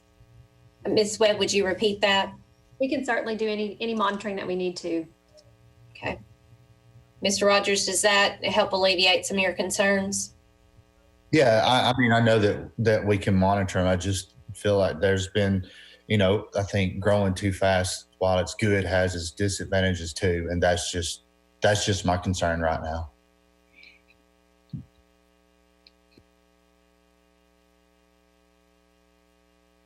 Sorry, any more discussion? Okay. Let me just add to, I think Mr. Rogers has his comments are valid. And I just think that we just need to, they hadn't given us any reason to be concerned as of yet, but we do need to monitor them and just make sure that they are not neglecting what they're already doing. Mm-hmm. That's all I had.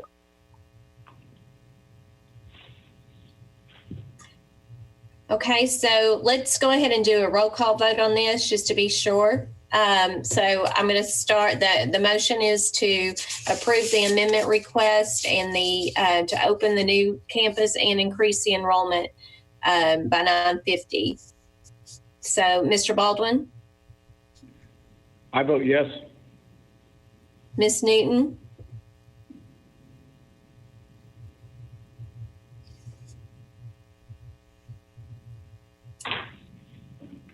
Ms. Newton, you may need to unmute.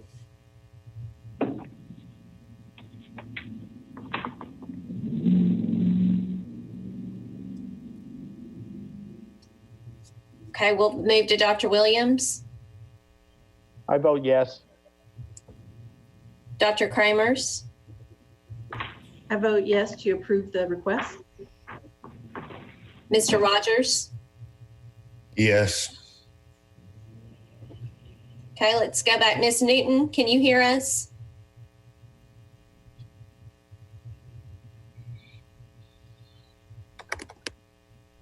Okay, we have 4 yes votes. Are we good? That's a majority. Okay, all right. Well, the motion does pass, and congratulations. We'll continue to work with you, and you can move forward on your plans.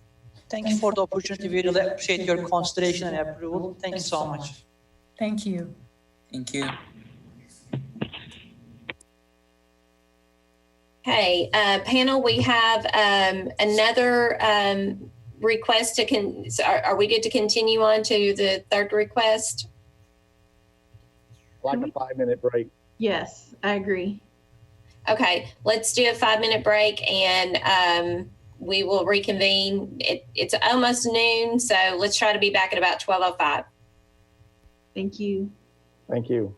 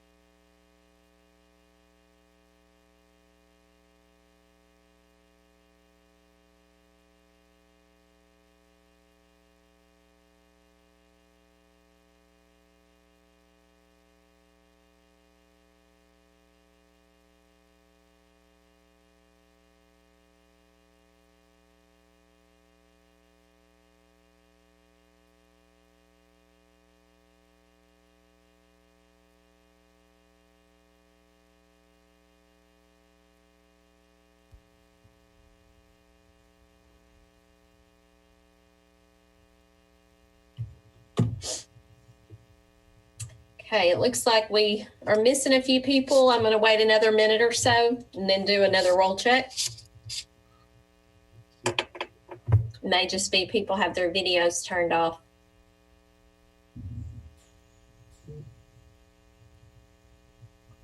And we also probably have fewer people needing to be on now, so that makes sense as well. You dropped from 30-something to 31 down to 19 now. Yeah, and it's lunchtime, so everybody's gonna get hungry. Okay, so we've got, let me find my list here. All right, so Dr. Williams, you're here. Yes. Miss Newton, Toyce, are you with us?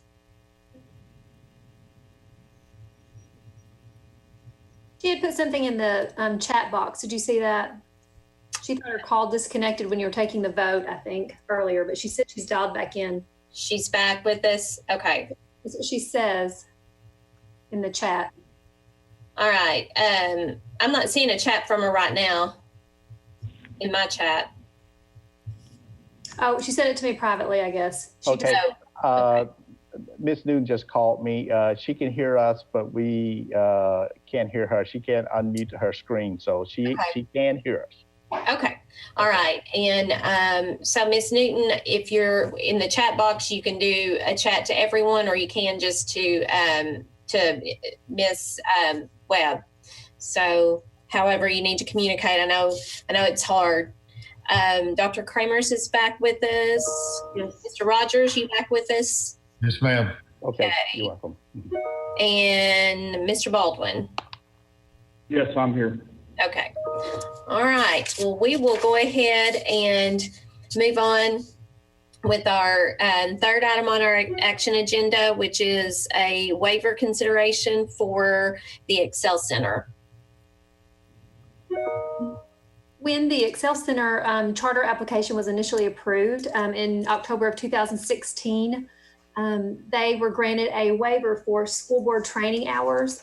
However, within that request, somehow the standard for accreditation that matches that law was left out. And so this is really a cleanup. They continue to flag in SFA because they do not have the standard for accreditation. And so that's why they're interested in adding that standard to go along with the law, so that's fully effectuated here. And today we do have Superintendent Cindy Varner and the school director, Greg Wertenberger, here to answer any questions.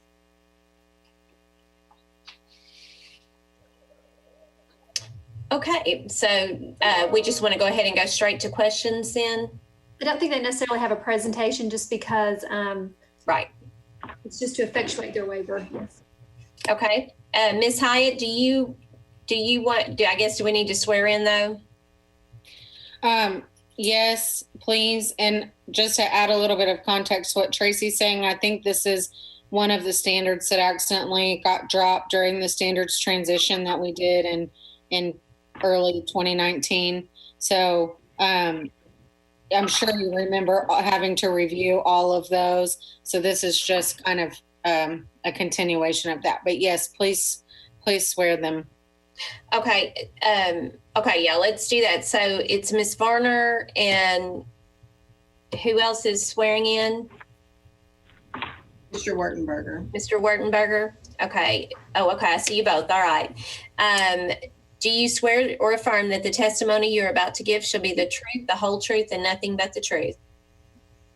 I do. I do. Okay. Thank you very much. So let's just go back just for clarity and update us again. This is a waiver of the standards for accreditation with regards to school board training. Is that correct? Yes. Okay. Standard 3A6. Okay. Do you all want to give? Do you all want to share any information, or do you want us to go ahead and start with questions?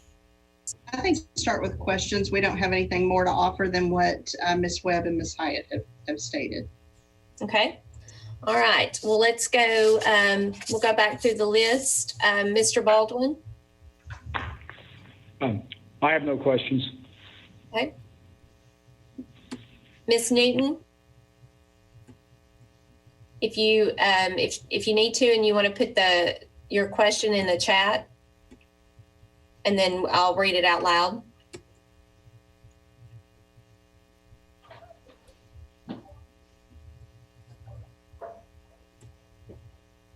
We'll go ahead and go to Dr. Williams. Did you have any questions on the waiver?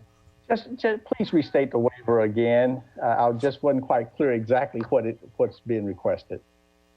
Okay. Ms. Hyatt, do you want to talk through this waiver and kind of give us some context? Is this a waiver that is typical, or give us a little information around? Sure. So they already have a waiver of the pertinent sections of the law. The law says that every year school board members have to get a particular number of hours of training. They have a waiver of the law. It's just during that standards transition from the new version of the standards, their waiver of the standards got dropped somehow. So they need a waiver from the standard that is the school board training. It is really common. All of the school board waivers are really common for open enrollments because they don't have elected school boards. They have appointed school boards, and they usually have some sort of bylaws that have information about how they fill vacancies and how they get training and what the requirements to sit on the board are. And that's how the board is governed rather than by those laws. But this is just the required training piece. Thank you. That's very helpful. No additional questions for me. Dr. Go ahead. Ms. Newton doesn't have any questions either. Okay. Thank you for sharing that. Dr. Kramers? I have no questions. Mr. Rogers? So basically, this is just cleanup, right? Okay. Ms. Hyde is confirming yes. Okay. All right. So it looks like everybody has their questions answered. And if there aren't any more questions, Ms. Hyatt, are we ready for a motion from everything you would see? Yes, ma'am. Okay. Does anyone have a motion? I move to approve the request for the waiver. Second. Okay, I have a motion by Dr. Kramer, second by Mr. Rogers. All those in favor say aye. Aye. Aye. Aye. And Ms. Newton says aye also. Okay, anybody opposed? Could we have Ms. Newton type that in the chat box, please? I was trying to type it in the type box and the chat box, and it wasn't working for her. Okay. The motion would pass either way, so I think it's fine. And you could probably wrap up and verify with her, after the meeting. But Okay, yeah. Do we see it? She says aye. Okay. All right. The motion passes. Thank you for working with us on this continued cleanup on the waivers. Thank you all very much. We appreciate you. Thank you. Okay, so we will move on to item number 4. And this is Blytheville High School. And we had asked them to do an annual report. And so I know that was emailed to us recently. So give me just a minute. I want to go pull this up on.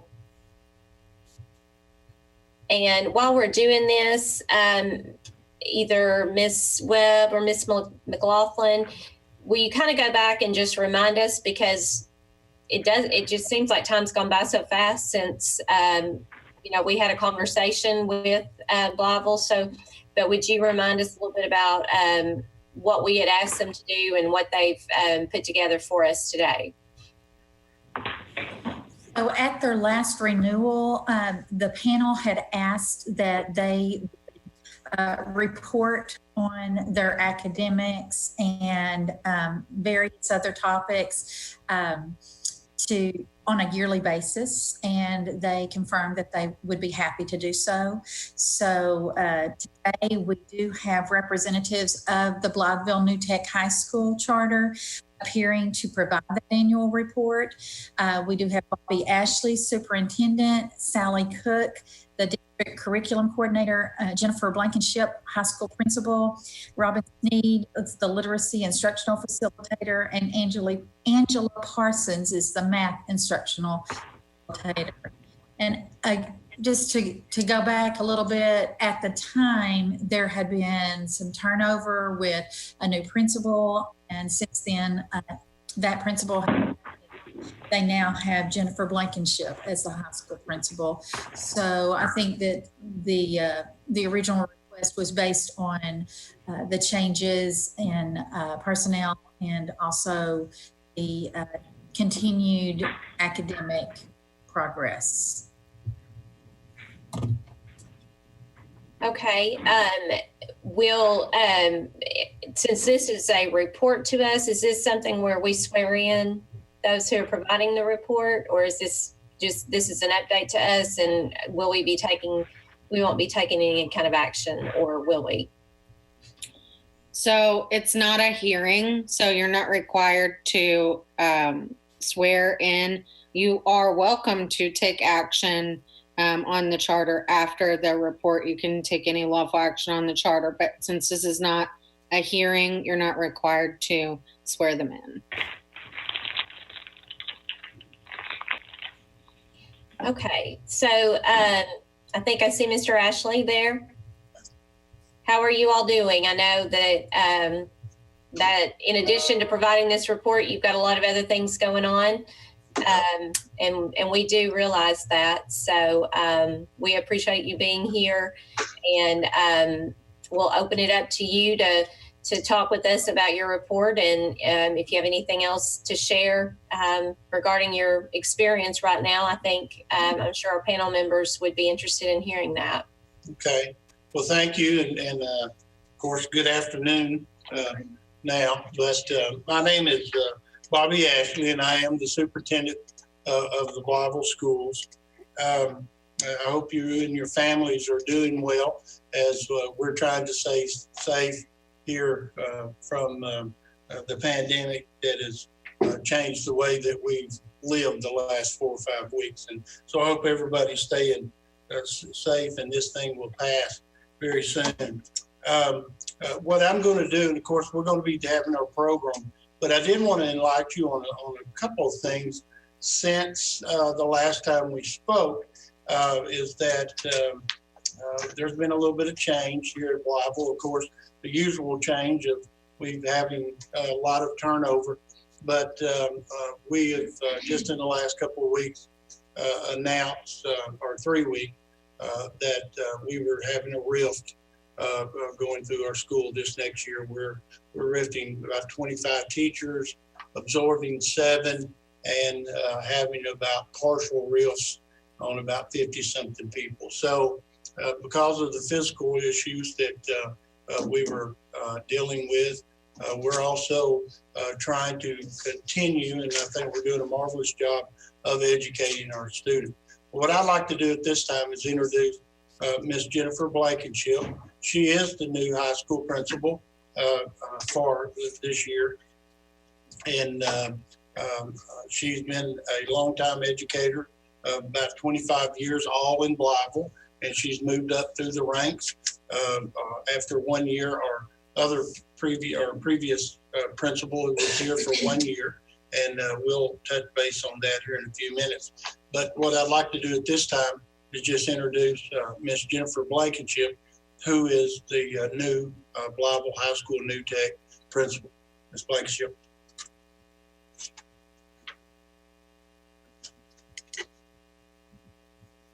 Good afternoon. I am Jennifer Blankenship, first year principal at Blytheville High School. I am the 3rd principal that the students and staff of BHS have had in the last 3 years. Although this has been a year to transition, a year to rebuild and readjust programs and schedule, I still believe that the vision of BHS is relevant and needed. Our vision is to develop learners who show agency, demonstrate the ability to communicate, collaborate, think critically, and transition into the college or career of their choice. Our vision is indeed for all students. We are focused as one school, one staff, one purpose, which is educating the whole child with excellence. This is how we intend to carry on the vision of Baba High School. With our core beliefs, we believe that project-based learning is important because it forces teachers to get to DOK level 3 and 4 questions, where there's an emphasis on written and oral communication in every subject, and has a student-centered focus which engages our students. They are collaborating both within the classroom and with others outside of the classroom. This year, we have implemented advisory with the purpose of connecting students with a staff member who will establish relationships, check on their grades, their behavior, and their emotional well-being, which contributes to their overall success as a student. We realize that our students need positive relationships with adults in the school to be successful and productive citizens after they leave our building. Every teacher is connected to others in collaboration, providing a wide variety of viewpoints and skill sets to our process. Evidence tells us that we work better together than in isolation. We practice this as educators and encourage it with our students as well. This provides them a more real-world experience of working with others, which the industries in our areas have shared with us. Finally, our community depends on us to be successful with our students in order for the community itself to survive and thrive. We send our students out to the community to do service through clubs and organizations, and we also bring the community into our schools to visit and speak to our students. The local Rotary Club sponsors an interact club at our school. Sororities provide mentors to our young ladies through our mentorship program called GRACE, Girls Reaching and Achieving All Concepts of Excellence. Organizations like Healing in the Hood come in and work with our at-risk students. And we have a great partnership with Arkansas Northeastern College. We send students to take courses on campus at their tech center. ANC provides us with a career coach. They encourage our JAG students to attend, and they also offer support once they get accepted into ANC. And TRIO prepares our students for college.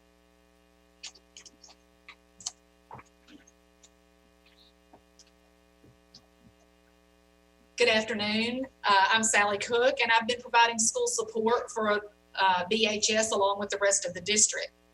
As you can see from this slide, our 2018-19 report card, we did have another F. After working so hard that school year, you can imagine our dismay when we found out that we were still 1/10 of a point from that D rating. That rating has been extremely tough on our school and our community as we try to showcase all of the good things that we know are happening and that our school is doing in order to keep our students here, to keep our students engaged, to keep our students from choicing out to area districts and the KIPP school, which is also in our district. We have spent our focus this school year on improving our teaching and learning. We will not be satisfied until we see more results and success in that process. We also realize now with school being interrupted that we will keep that rating for another year. So we're going to work double diligently to move forward. In order to move forward, we also know that we do have to face our barriers and find ways to overcome those barriers. They aren't excuses, they're just challenges in front of us. It's not uncommon for us to have teachers to leave during the school year for a variety of reasons. And we're oftentimes forced to find long-term subs, combine classes, or assign courses to teachers that don't have very much experience. For example, in that 2018-19 school year, our critical reading teacher left us during the second semester, and it was quite an adjustment for the students who needed that extra support. But we know as we continue to work on our culture and provide stronger support to novice teachers, that we can slow this occurrence. 43% of the BHS staff this last year has had 3 or less years of experience and or are on a waiver for licensure. Statistically, We are one of those schools that falls into the achievement gap trap, in which we have some of the most at-risk students, and we have most of our teachers, or many of our teachers, who are either not experienced or not licensed, because it's very difficult to get teachers to stay in our area. Our instructional facilitators have both stayed in the classroom teaching courses because we want to keep their expertise in that classroom with the students. Mr. Ashley and I also attended a workshop on how to overcome the achievement gap trap with Dr. Anthony Muhammad, and we'll be sharing what we learned with the building teams. We also recognize that that transition from 8th grade to 9th grade was very difficult, so we've reinstated a freshman academy, which has led this school year to a 42% decrease in behavior infractions in that grade alone. Students are getting much more support because the team is focused on consistency across all subjects, and there are stronger relationships being built from day one at BHS. Finally, we've had a lot of transition for students and teachers, having 3 principals in the last 3 years. When Mr. Ashley left BHS to become superintendent, we hired a principal who was very skilled in new tech, with the idea that he would be committed to making the needed changes. But he left suddenly in May to take a job with new tech. He had been given latitude to make a lot of changes, but many of the things that he began needed his presence in order to be implemented successfully. So we've had to change course again. Our new principal, Mrs. Blankenship, does have roots, as Mr. Ashley told you, in our town and our school, and was a teacher, a counselor, and an assistant principal here, which provides much needed stability for both staff, students, and our community. She is used this year to transition, to rebuild the culture of trust, and to readjust programs and schedules that were begun but not able to be carried through with the move from the previous principal.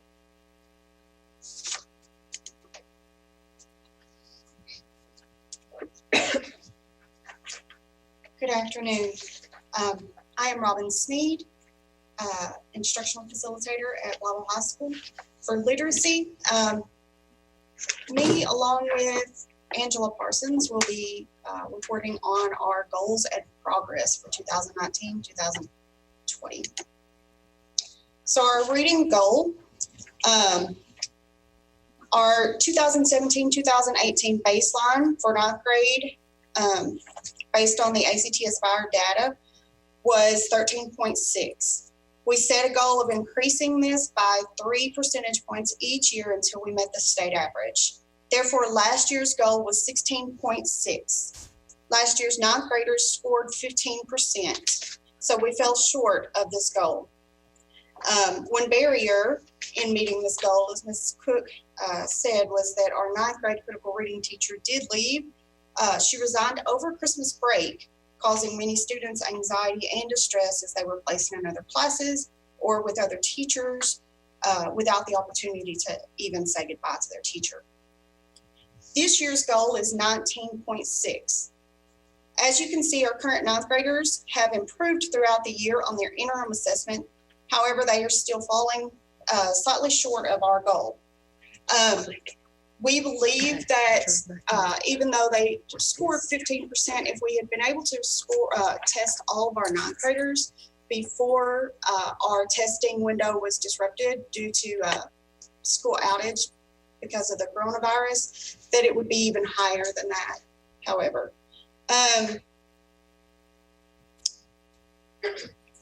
For our 10th grade, our baseline was 6.9%. Therefore, our goal for last year was 9.9%. At 9%, we fell just shy of this goal. This year's goal is 12.9. According to the NWEA data, our sophomores were on track to meet this goal and even soar above this goal at 21.1%, meeting the cut score for proficiency.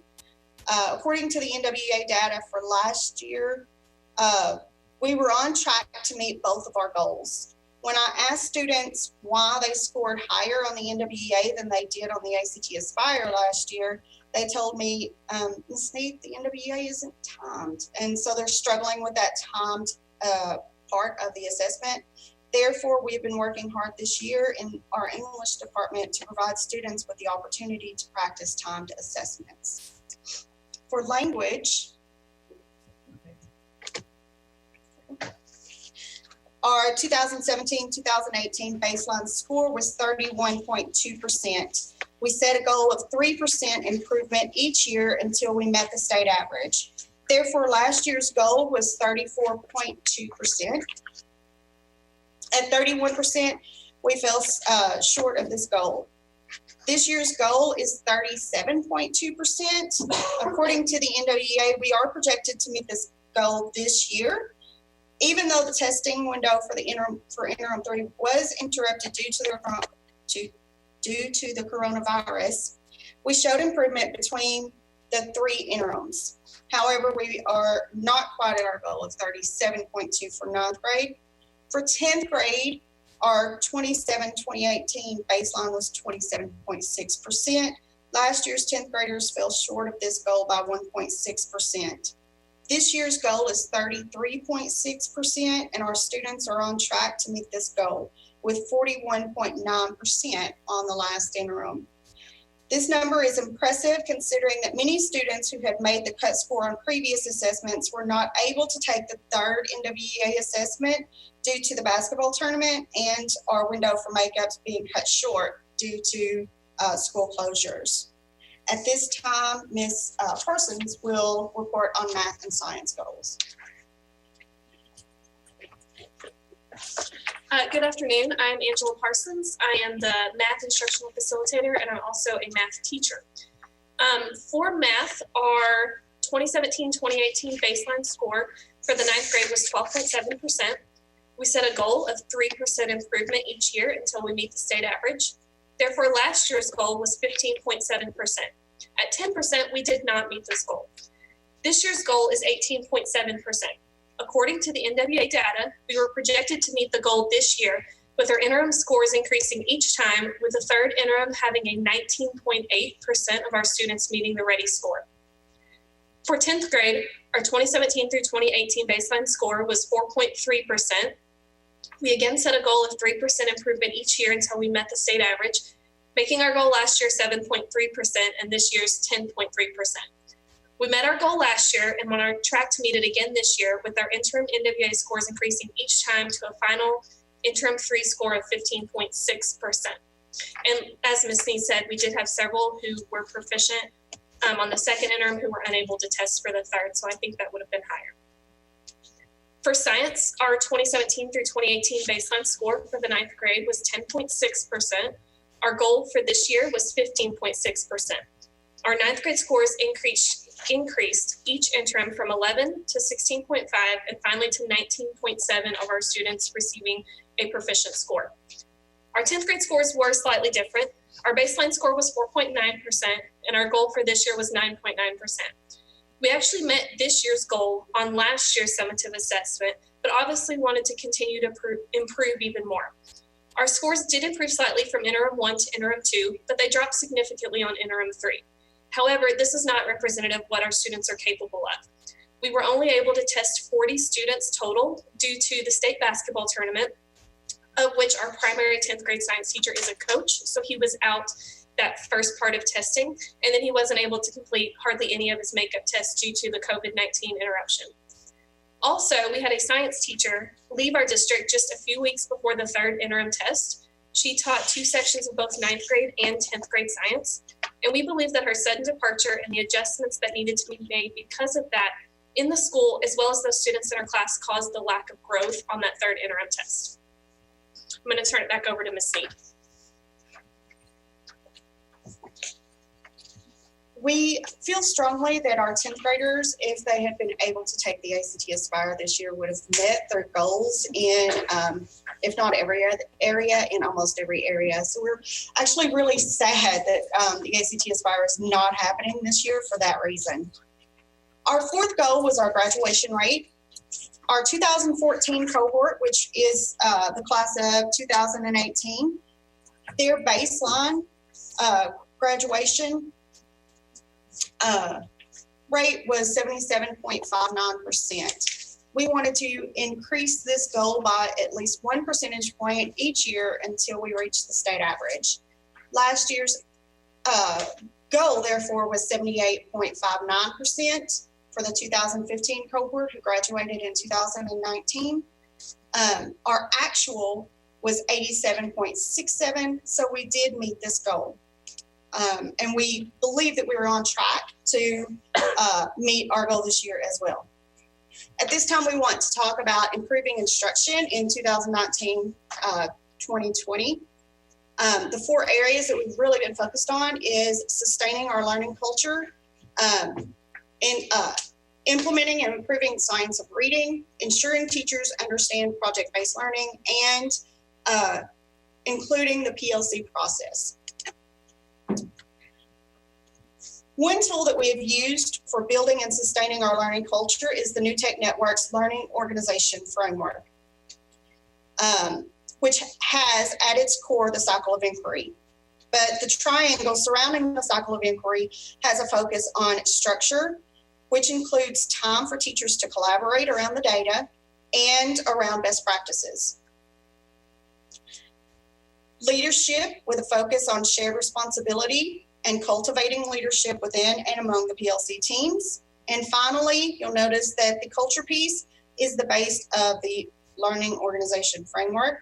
This includes setting group norms to promote psychological safety, risk-taking, naming elephants rather than having a culture of nice, encouraging new ideas, and giving space for both individual and group reflection. Our embedded collaboration time is invaluable in supporting new teachers, in giving teachers, all teachers, frequent reflection of their test goals, and in modeling data conferences. The school-wide learning outcomes that we have adopted upon becoming a New Tech school are still extremely important to us. We believe that all students need to not only master the content knowledge, but our ideal graduate can also think critically, show agency, collaborate, and communicate with others. In our mission to educate the whole child, we want our students to develop and reflect on a growth mindset and demonstrate ownership or be agents of their own learning. The PBL instructional process focuses on all of these skills. This graph shows the percentage of teachers who at BHS who have completed the science of reading lessons that are available through the Arkansas IDEA website as of April 6th. We've actually had more teachers to complete since then as they continue to work from home. We do want to point out, however, that we are not just focused on teachers completing these modules.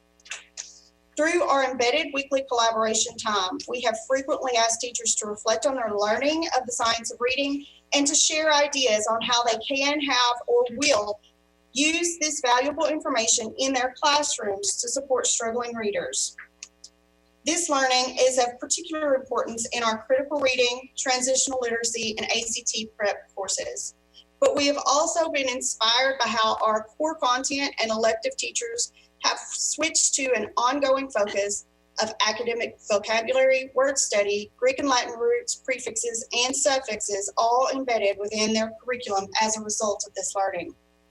As more teachers advance through the modules, we know that they will adopt and share more reading strategies, including sentence combining and understanding syntax to improve student achievement. At this point, our curriculum director, Ms. Sally Cook, will discuss our PLC current process and goals for the 2020-2021 school year. I realize that we are right at our time. Is it okay if I go ahead and share the goals for this coming school year and what they plan to do with this PLC process? So if you can go through in like the next 4 or 5 minutes, we've got several who are going to have to drop off at 1 o'clock. Okay. And so I would like to be able to give people time to answer questions. We do have the presentation. It was part of the packet. Okay. So if you could kind of just summarize quickly, and that'll give time for questions, and we can see what next steps the panel would like to take. Yes, ma'am, I can do that. Thank you. Basically, I want you to know that we've had the benefit of having a solution tree cohort grant school in our district. And because of that, I've had the ability to look at what they're doing and learn from those associates. And that has been shared throughout our entire district. So Blytheville High School is planning to implement, and in fact has already started that. So as you can see, the collaboration in the content area is focusing on the right work. This is a game changer for them. We know that having every teacher take ownership of the work of all students and not just the students that they teach is going to make a difference. That collaboration time that these ladies have already talked about is going to be key to impacting that. The second thing is that the PLC question asks, what do we want students to know and be able to do? This group has already begun very intensive work on power standards or essential standards to create a guaranteed and viable curriculum, which again, we see the research tells us is going to have a 0.75 effect size. We realize that a 0.4 effect size is significant. They're already on track, doing great things, translating good teacher knowledge for brand new people into better teaching and learning. Next, we have to ask, what is it, or how is it that we will know when students have learned it? To do this, the NWA that they have mentioned, along with teacher-created common formative assessments, will be used to monitor their student progress and then give the students specific help where they need.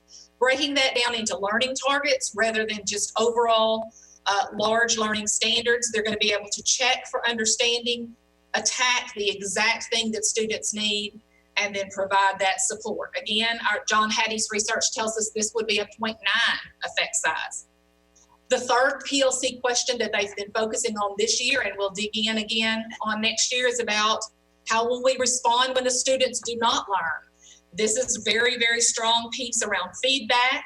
Having the workshops built in already in Blytheville High School is the perfect opportunity to give us small group or individual support for students. When they can look at the NWEA or the common formative assessments, they can individualize that feedback, reteach learning, provide very, very individual support and intervene as needed. And again, a 0.73 effect size. The final PLC question is, how will we extend learning for those who have already had it? And we know at BHS that we can't forget those students who are already ready to move ahead, because we have a number of kids who are pushing forward and doing great things. Project-based learning is that great way for students to extend and deepen their learning on grade level standards and produce real world products, so they can go deeper through their standards, extend their learning instead of just getting the surface and then pushing on from there. And looking forward, we will, these are the things that we've talked about finalizing. Ms. Blankenship was going to just hit this slide, but since we're out of time, we'll answer questions around that. But these again, are the things that we know we're already doing that are working. We know with deeper implementation, stronger support, all of these pieces will come together to move us forward as a school. There's a great future ahead at BHS. Thank you.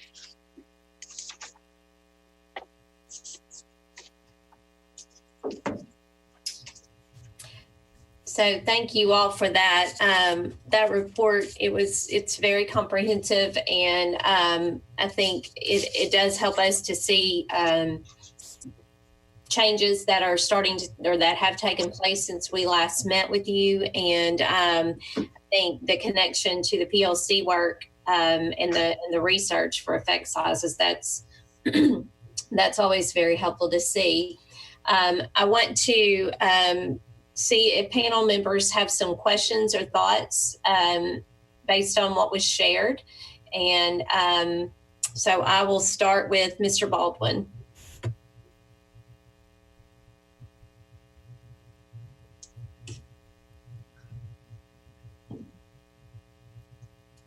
Are you muted, Mr. Baldwin?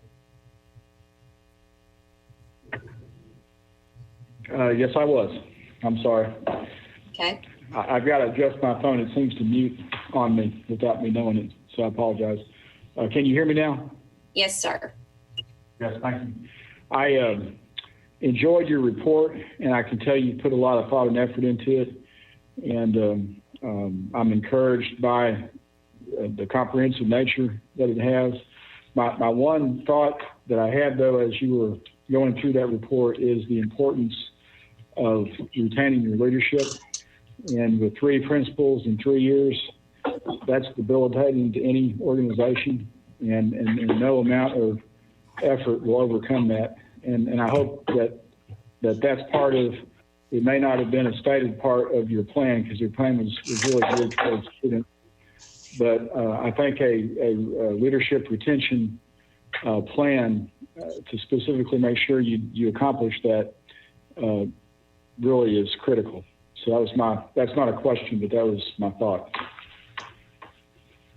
Yes, sir. And we are actually trying to do a wraparound support in our district with all of our principals meeting once a month, K-12, along with those of us at the administration building, to provide that ongoing sharing of ideas, sharing of support, the collaboration around the work, so that we learn best practices together and support one another. And I think that's going to be a big piece in helping retain Ms. Blankenship, and also the fact that she is a local person who has already invested in our community is, I think, going to also make a very strong impact. Okay, thank you.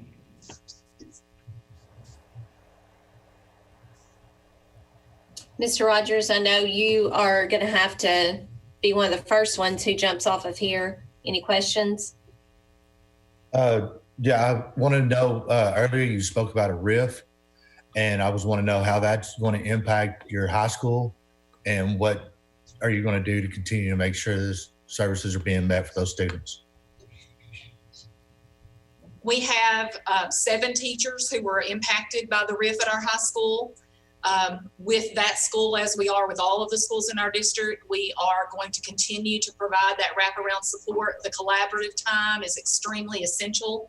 We have 2 instructional facilitators who are mentoring not only the newer teachers, but all teachers in each building, including the high school, the ladies that you just met, so that we can provide a culture building time, also building professional skills, building essential things for teachers so that we can keep them. We are working within our community even to support and continue to hold teachers that are quality teachers in our district. It is a challenge in the area in which we live in the Delta, but the RIF itself, we've already begun the new schedule. We're going to be able to accommodate our schedule with the loss of those 7 teachers from the high school.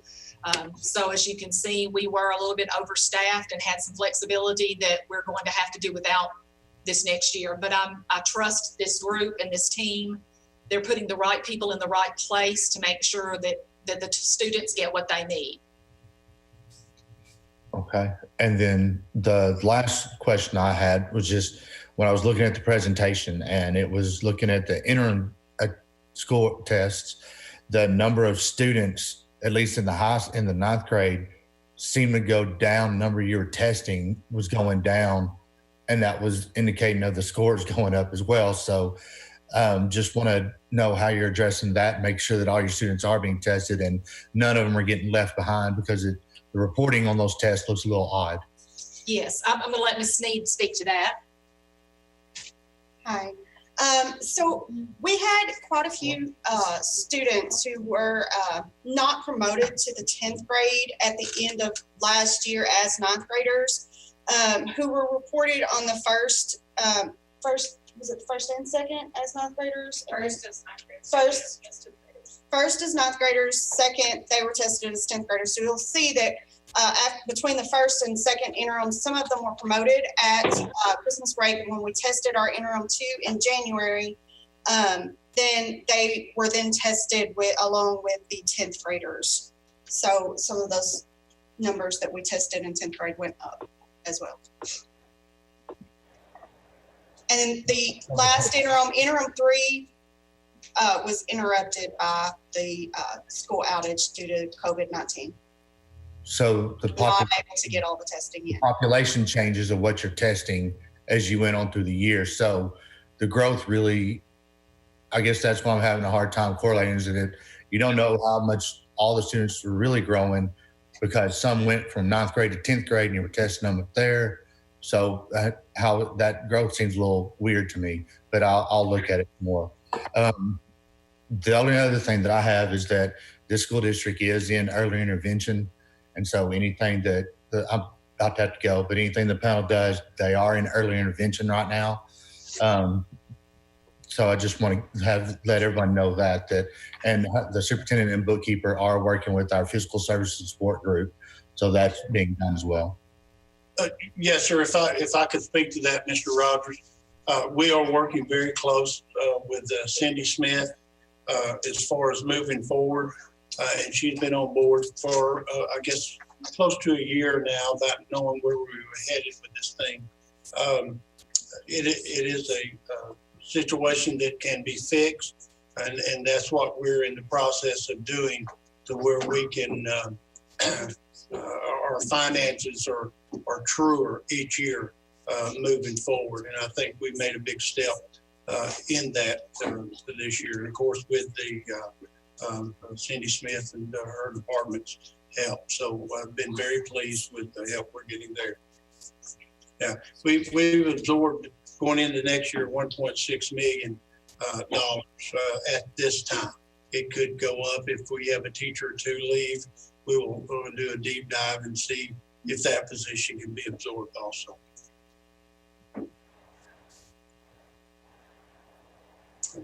Dr. Kramers, do you have any questions?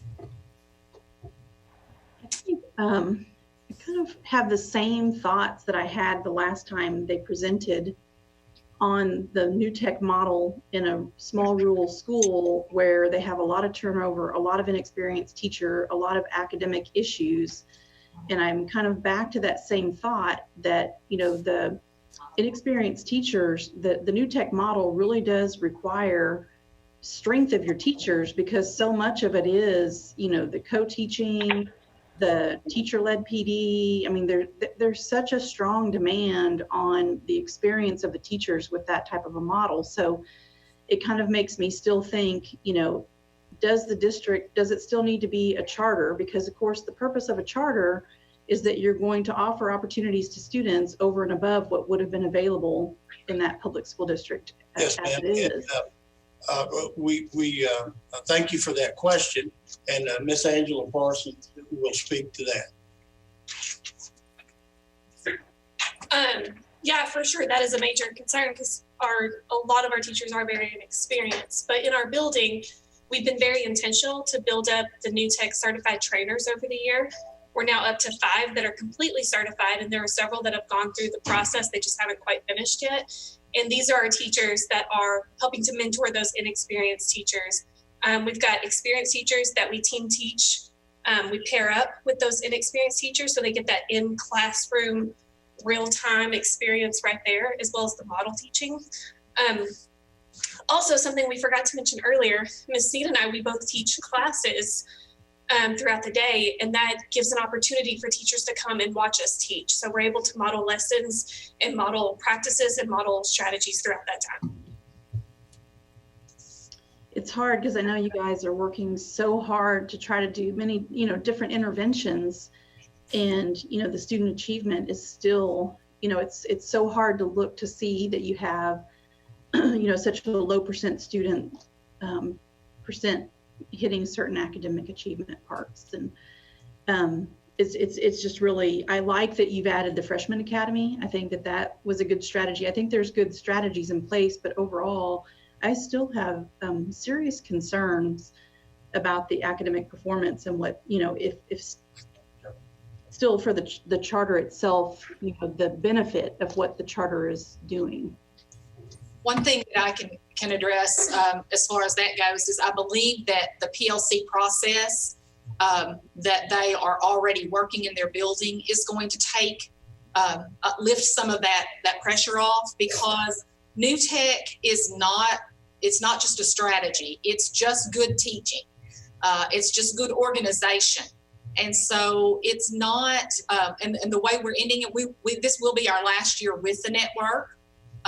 We will use this coming year will be our last year with the network. And we have those 6 coaches in the classrooms on campus that will help support around project-based learning. For our kids, the project-based learning provides the engagement that keeps them in the classroom every day. And that's one reason we've stuck with this, because our kids need to be engaged. They need to have real-world projects. They need to have experiences that they can relate to in the work that they do.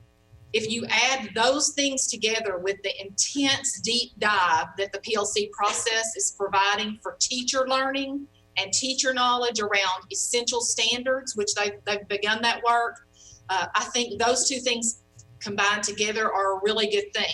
We want to keep the charter because of the things that we're able to do through our collaborative time, through our partner teaching, and some of those things that we might not be able to do otherwise, and we would prefer to have that flexibility to do that.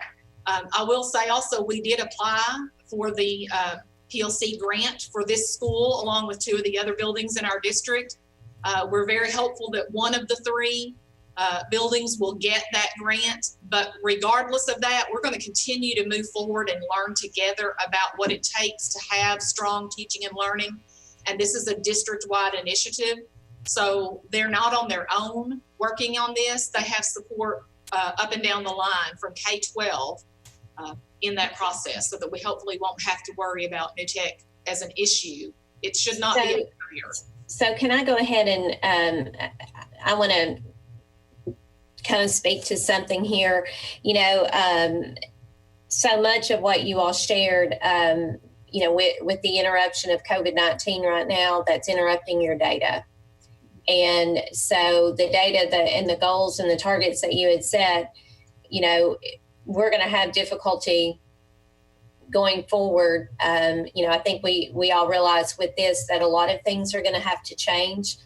And, you know, while you all have aligned the work with the research and the approach that we know is what supports teaching and learning, the reality is right now with the data, we're not going to know things for a while. So what I would like to do is have the panel think and consider, you know, what do you want to see as next steps? And I would also ask the district to see, have you all been thinking about what the next steps are going to be in terms of knowing whether the work you're doing is successful? Because you're going to have to establish some different criteria.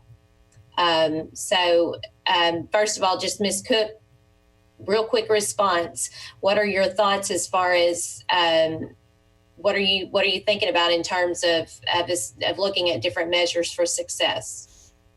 Well, first of all, as we come back into the fall, our NWEA, I think, will be a very good tracking piece and monitoring piece for us. The other benefit of being a new tech school is through our ECHO network, our teachers are still rolling out grade assignments and visiting one-on-one online with students in the same way that they would have in class, except they're doing it through distance learning. And so that's been a benefit for our students. And we want to be able to continue to have an online platform like that, that ECHO has provided for us. That's been a huge thing to help our students get that face-to-face meetings and work with the students every day and with the teachers. So panel members, do any of you have any thoughts in terms of what might give you comfort or, you know, do you want to, you have some suggestions on some continued follow-up or monitoring? No. Can you hear me? Can you hear me now? Yes, ma'am, we can. Okay. I had to stop and start all over again. But anyway, my question or my concern is, given the present obstacles and the past obstacles, looking at what Dr. Kramer has said, is there a realistic expectation that there can be a significant enough turnaround to justify the resources being directed toward this the new tech charter? Or would it be feasible to look at maybe pulling back and redirecting those, you know, you look at the staff turnover. I don't know why. I don't know if you guys do exit interviews or to find out why staff are leaving, but be that as it may, there are a lot of things that are just givens in terms of, you know, looking for a different place to live and looking for some activities or looking for opportunities. But given where you are, given where you've been, and the lack of significant movement, is there a realistic expectation that this will turn around enough to adjust to the situation that we have now, anticipating that hopefully we will return to school in the fall, but it's like the treadmill backwards in terms of what I'm seeing as it relates to students and their achievement. And if everything goes as planned, there's still not enough movement. But here we have a pandemic, and which exacerbates the impact and the expectations that students who are marginalized in terms of a lot of different things that happen in their lives that they're not in control of, that your teachers can actually implement or continue to implement this new tech charter with fidelity to the extent that it justifies taking any resources from the general population and directing it towards the new tech model. Dr. Pfeffer. That may be vague and nebulous and may not, there may not be a question there enough to answer, but it's just something I'm thinking about as it relates to shoring up those areas that will move the letter grade or will move the school or move student achievement forward. Yeah. Ms. Hyatt, do you have a comment? I was just going to say that just listening from kind of what everyone's saying, what you might want to do, and it's just a suggestion, but you can request that they come back for a review hearing next month or 2 months from now, and send Tracy Webb, each of you individually send the things that you're looking at from the school, whether it be updates and goals or funding information or whatever, and I'll address that at a review hearing, and then take whatever action you want to take at a review hearing. But it sounds like you all have concerns, but you want additional information as well, and that would be the way to kind of get both pieces of that. It's up to you guys to choose what to do, but that's kind of what I'm hearing everyone say. Just a thought. I hadn't had a chance to ask a question on this one yet, but as I was listening, I agree with you, Ms. Hyatt. That's probably a good route to go. But it looks like it's bigger than the school to me as I listen, with the turnover rate and so forth.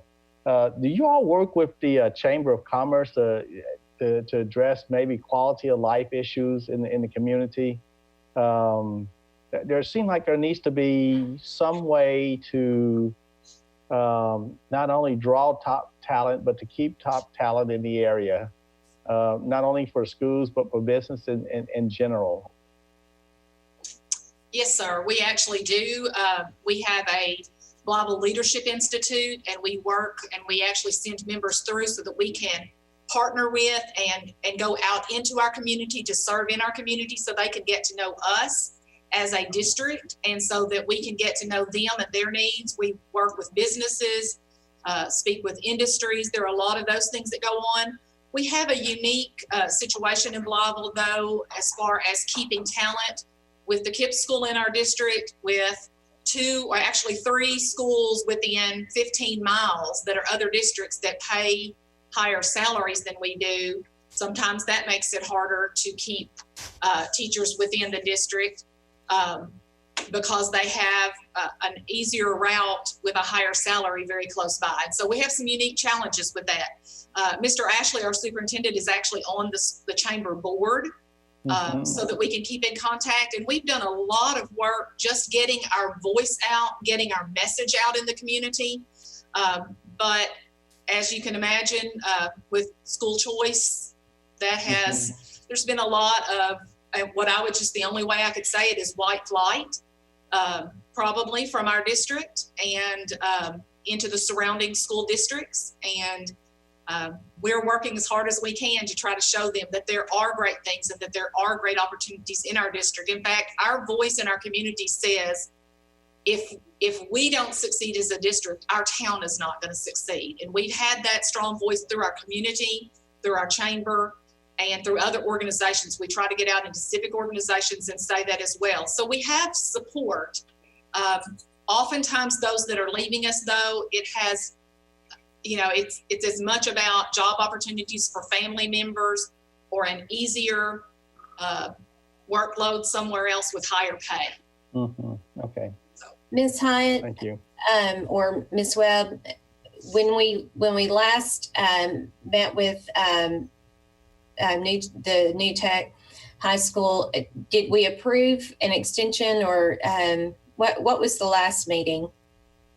I believe the last meeting you had with them was after the review, which is actually next on the agenda, of district conversions. You asked to call in Blytheville New Tech due to some concerns with their as a school index, their growth, their letter grade. At that hearing, you allowed the school to continue with this reporting to you. So, I think that's the last time. Okay. When is for how long do they have their charter? They're up for renewal. This will be their last year on their charter. So they'll go through the renewal process this fall. Okay. So given that, that they'll be coming in the fall to be, to have a renewal hearing, panel members, we could accept the report and have them, and then we'll be hearing them in a few months.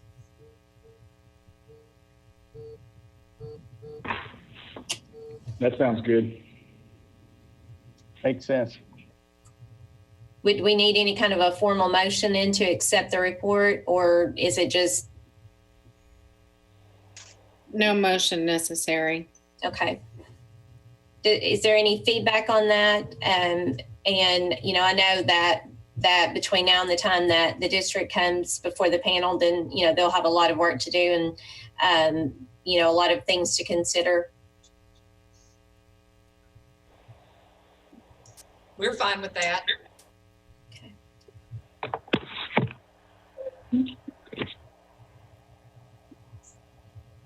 Okay. I think you've done a very thorough job, and I do think that having the information, it helps us to stay on top of the things that you are doing and the challenges that you face, and that does help us as we over the next few months we'll be preparing then to hear renewal requests. Okay. I know our official charter renewal is June 2021. So is that the process we start in the fall to get that renewal? Yes, ma'am. Okay. Okay. And you all will send us dates on what we need to do next. We will. Yes. Okay, great. Thank you so much. We appreciate your time. And we thank you for your patience today and for presenting the information. And I did want to say to Ms. Blankenship, I remember what it was like being a first-year principal, and we want to tell you you did a great job with your presentation, and I know that your job is a big job. So don't get discouraged, and let us know if there are things that we can help you while you're implementing your AMI continued learning, okay? Thank you. We appreciate that. Thank you. Okay. All right. Does anybody else have anything for Blytheville before they leave the meeting? All right. Thank you all very much. Okay, so that takes us to the last item on our list, and Ms. Webb had sent us earlier in the week a document that did basically a summary of all of our district conversion charters. And as she said, this is what prompted us to have Blytheville in back a few months ago, and then again today for the regular reporting. I know it's been a long day so far, so if it's all right with everybody, I'll just see if anyone has any specific questions about the data or any school that for Ms. Webb, and if there are additional schools that we feel like it would be worth bringing back at some point in the future, we can discuss that. Madam Chair, this is Phil.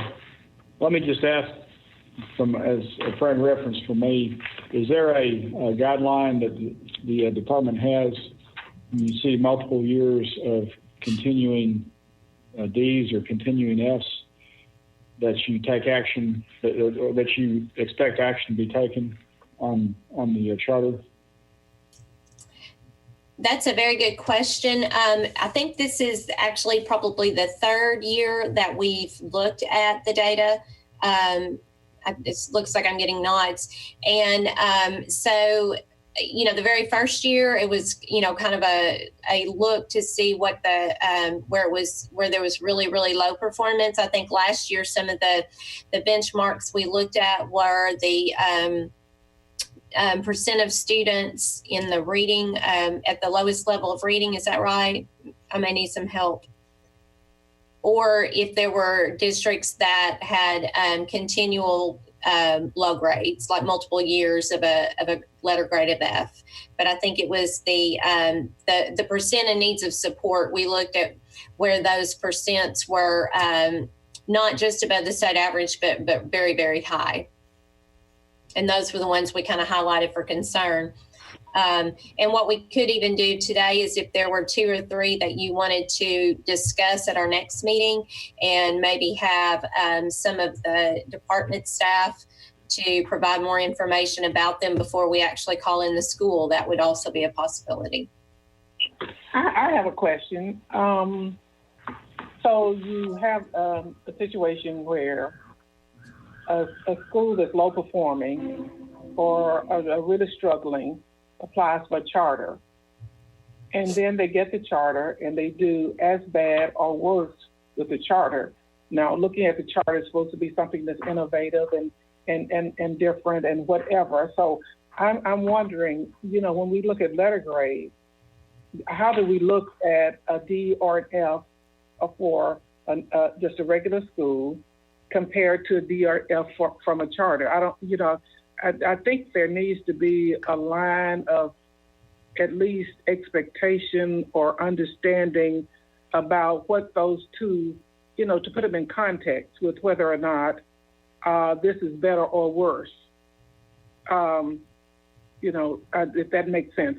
It's just kind of, to me, I wonder if there should be some expectation that there be improvement, or there be marked difference, or there be a gradual increase in things getting better, as opposed to, so if they're already in a slide and they get into a swifter slide, not live necessarily, just in general. So will we look at that, or will the department, not the Charter Authorizing Committee certainly won't, but will the staff at the Department of Ed look at that in terms of whether or not, even before we look at a review, is it justified to recommend that this charter not be continued from an administrative Department of Ed standpoint?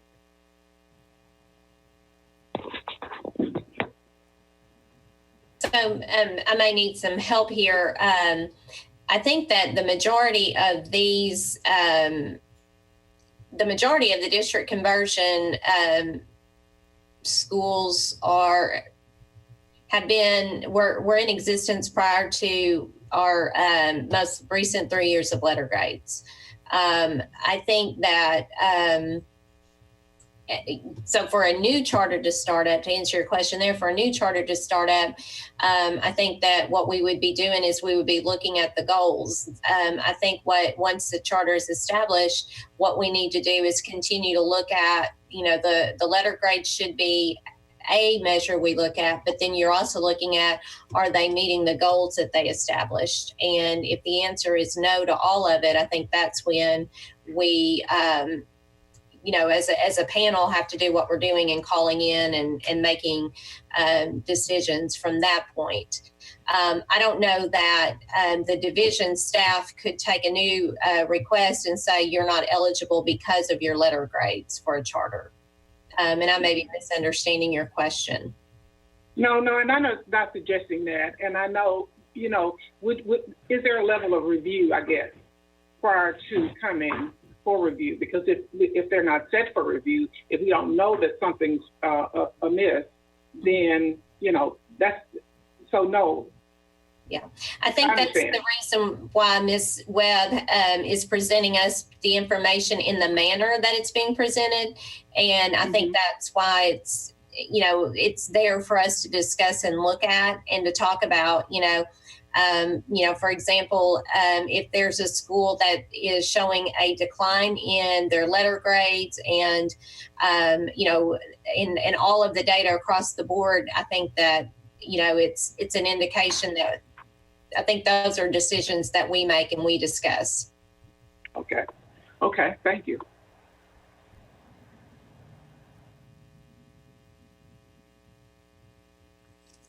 Ivy, I think another important factor might be with that reading information. So several of those districts are receiving support because of the district overall percentage of students in need of support. But that particular charter school, their percentage of students might be much higher than the overall district. And the district is what qualifies them for support. And so we have several of those where the school percentage of students in need of support in reading is much higher than the district. That might be something to consider as you're looking through to possibly bring them in for review. Thank you. Yes, that would be important to know, because that could be a measure of showing that there's progress. It just may not be that progress is having an impact right now on the letter grade. And also knowing that, we will not be able to issue letter grades for this upcoming year. That's going to change a little bit of the data that we're going to have in the future.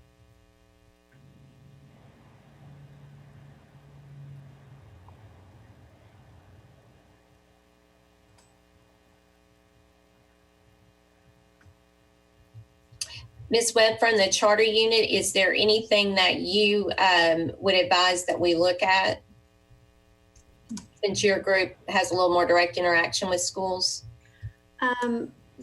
Just from a data standpoint, I don't know that we really have anything that we have that we're alarmed by from any type of visit. Just that we have a couple on there that have all Ds for the last 3 years, as well as, over 50% of their students in the particular school in the charter are in need of support in reading. However, the district level is below 40, so they're not on a level of support with the state.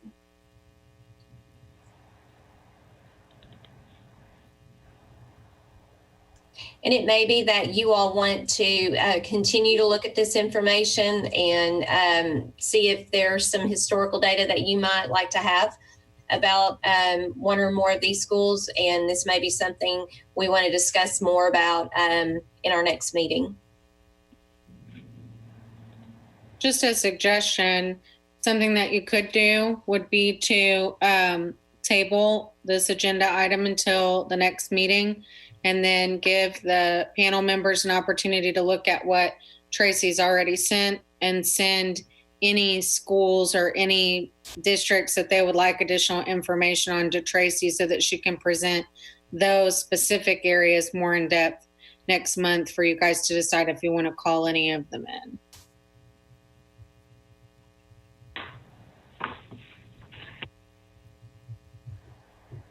I agree with that. That makes sense.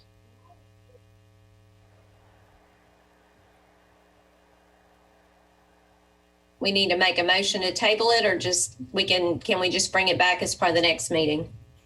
Yeah, I think you can just defer it if you want, without actually putting it on the table. Just direct us to put it on the agenda next month. Okay. I think that would seem to be the wish of the panel.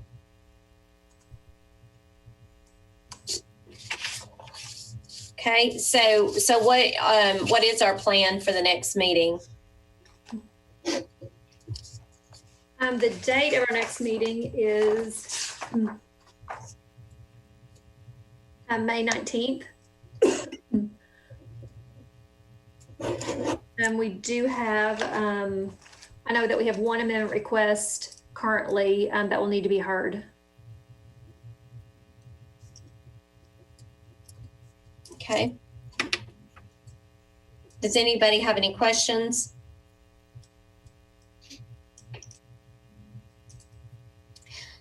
All right. Well, I know that this has been a little bit difficult, but I think we've settled in and everyone's done a good job. and I sure do appreciate it. I know even if it doesn't seem like we have a big agenda, every time we have decisions and we have schools in front of us, it's important. So it's a big agenda. So I really do appreciate it. I know several of us have other meetings coming up. So if there are not any other questions and anything else. Yeah, what was did we make a call on the next meeting, or we just just have a regular scheduled meeting in May, or are we going to be contacted about that? So we do have one request, one amendment request. So we will have a meeting on May 19th, and we'll have to determine later on whether or not it'll be virtual or whether it can be on site. Thank you. Okay. All right. Well, if there's nothing else, I'll entertain a motion to adjourn. So moved. So moved. Okay. We've got a motion and a second. Everyone, I'm assuming all are in favor. Aye. Aye. All right. Take care, everyone. Thank you. Bye-bye. Bye.